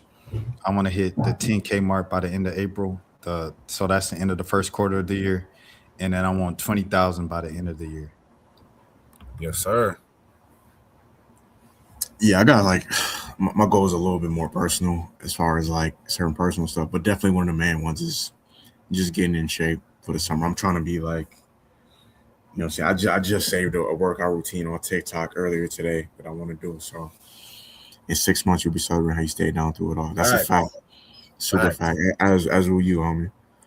Yeah, so that's really it. Just being more consistent with the working out, eating healthy, and like I said earlier, just trying to stack as much bread as possible these next few months. So One thing I did not know, I didn't know I had the same birthday as Dolly Parton until yesterday. Oh, that's crazy. I didn't know that. My entire life, I did not know that until yesterday. I also have the That's same birthday as Junior Seau. Rest in peace, Junior Seau. CTE. Uh, mental health matters. You know what I mean, for all the football players. You know. You know what I yeah. mean. Junior Seau. Shout out to Dolly Parton. Shout out to Jolene. Shout out Jodie Sweeney, who played the big sister or the middle sister on Full House. Her birthday was also yesterday. Didn't know that until yesterday either. So yeah, main Definitely didn't security know her name. appreciate it. Appreciate the words, man. And stay locked in, twin. You gonna win too. Hey, I ain't gonna lie, man. Hey, this summer, bro, I'm gonna be potting with my shirt off. That's the goal. That's the goal, man. You know, it's just You gonna be potting like Blueface? Yes, sir. exactly. Yeah. Yeah, nah, he's taking the streaming world by storm. Well, all right, man. I guess we could wrap it on up then. Let's wrap it on up then. Everybody go around, let the people know where they can find y'all. Find me on Twitter _Jelani, 2 underscores at the end. Find us at 1 a.m. podcast on YouTube. Well, the formal username is 1 a.m. podcast 992 on YouTube. So there I is. I haven't been on Twitter. I haven't tweeted in a few weeks now, but yeah, I don't know. We on Twitter. Why we do 992? We all born in 95. Right. That's hilarious. None of us was born in 1992. But yeah, you can find me on TikTok at Rubberband Mo. Find me on Instagram at RBMO ___, and then find me on X. Damn, I was super late that time. But yeah, you can find me on X at Monos _. You know, I just posted a new Abby. You know, do people be new Abby hashtag new Abby? People do that anymore? No, I remember I feel like Cuffham did it, bro, when he did the phase thing, bro. Yeah. yeah, no, I feel like it's not as much of a thing anymore. Bro, I remember when I changed to my last Abby, and then y'all hit me up in the group chat like, yo, like you on your rock star stuff, ain't you? When you was crowd surfing, bro. Oh yeah, that was a dope picture. That one was crazy, yeah. Yeah. And Good it time. is. No, what it that is. new album you guys, it's a good pick though. Oh, yeah, I'm about to say that. I see your bio. It is what it is till it ain't. Rest in peace, Mac Miller. Yes, sir. And it is what it is till it ain't. Mac was good, dog. He was really good. Yeah, you know, in the words of Jay-Z, man, Mac, you know, black people are magic, but that boy Mac Miller nice too, though. Precisely. Rest in peace. Oh, hey, last thing, bro. Hey, y'all ready for the fall off? That was a good one. Yeah, no, this will turn into a whole segment right here, but yeah, no, I'm we go like super in. I think will we record? Yeah, we'll record before. But he's a rumor he's supposed to drop a mixtape before then. So yeah, like, I heard that. Yeah. So I feel like by next episode, I feel like that mixtape might be out. But you know, I haven't listened to a Cole album in it's been some years. Like from the last full album I listened to was probably Forest Hills Drive. Well, you haven't. Oh, dang! I know a bunch of his songs. I thought he's about to say. I thought he about to say the off season. I'm talking about I sat and listened to front to back uninterrupted. It was probably Forest Hills Drive. But I am going to sit here and listen to this front to back though, just because it's. Even though I don't listen to his albums like that no more, I do still like him as a rapper, and I am still, you know what I'm saying? I'm still interested in hearing what he has to say. So, nah, facts. Hey, real quick, what are those? I think it got to be something Puma because I think he was signed to Puma. Yeah, he Puma. Yeah, remember he had the Dreamville joints. Yeah. Oh yeah, he did. Yeah. So you telling me you wasn't listening to the "This is what you call a brick"? Hit me from your mom. He don't feed us. I could name a bunch of J. Cole songs in the last 10 years since that album came out. It's just I haven't. I've talked about this before. Like when J. Cole 2010, 2011, bro, it wasn't that many people on earth that was a bigger J. Cole fan than I was. Like when I first got into his music, and then I don't know what it was. It was like it just kind of gradually. I think once I went to college and like I saw what college was, I didn't want to hear him rap about college no more. And then he switched it up after that, but I kind of just fell back by that point. So you was in your dorm filling up the dresser and you didn't feel as fulfilled. Yeah, you know what I'm saying? Like it didn't hit the same at that point once I had my college experience. But no, I'm gonna definitely listen though for sure. I'm excited for it. Man, I'll never forget Home for the Holidays, bro. That used to be my favorite song when I was in college. Man, what? Man, look, girl, you still look as good as you did in science class. You know what I mean? Right. I'll be home for the holidays. And if you see me better, holler at me. Hey, I got to get up out the city before it try to trap me. I got to leave. I wish I could stay. But I'll be home for the come on, man. And to those that I used to know from way before, keep your head. Come on, man. But I don't even. It's crazy. Like when he had the creative of the Rockefeller. Yeah, no, he was that era was awkward. Like when he was trying to wear like Versace and stuff like that. It just never, it never fit him. No facts. But all right, y'all. All right, y'all ready? Be safe. Right. Stay blessed. Next episode we'll have a real more in-depth J. Cole analysis. We probably should talked about that earlier, but we kind of snuck it in at the end. No, facts. All right, y'all fellas. Salute. We'll be back next week. T.I. back. So is the 1 a.m. boys. So I gotta hit it like this, like T.I. be doing it. Throw your motherfucking hands. Get 'em high.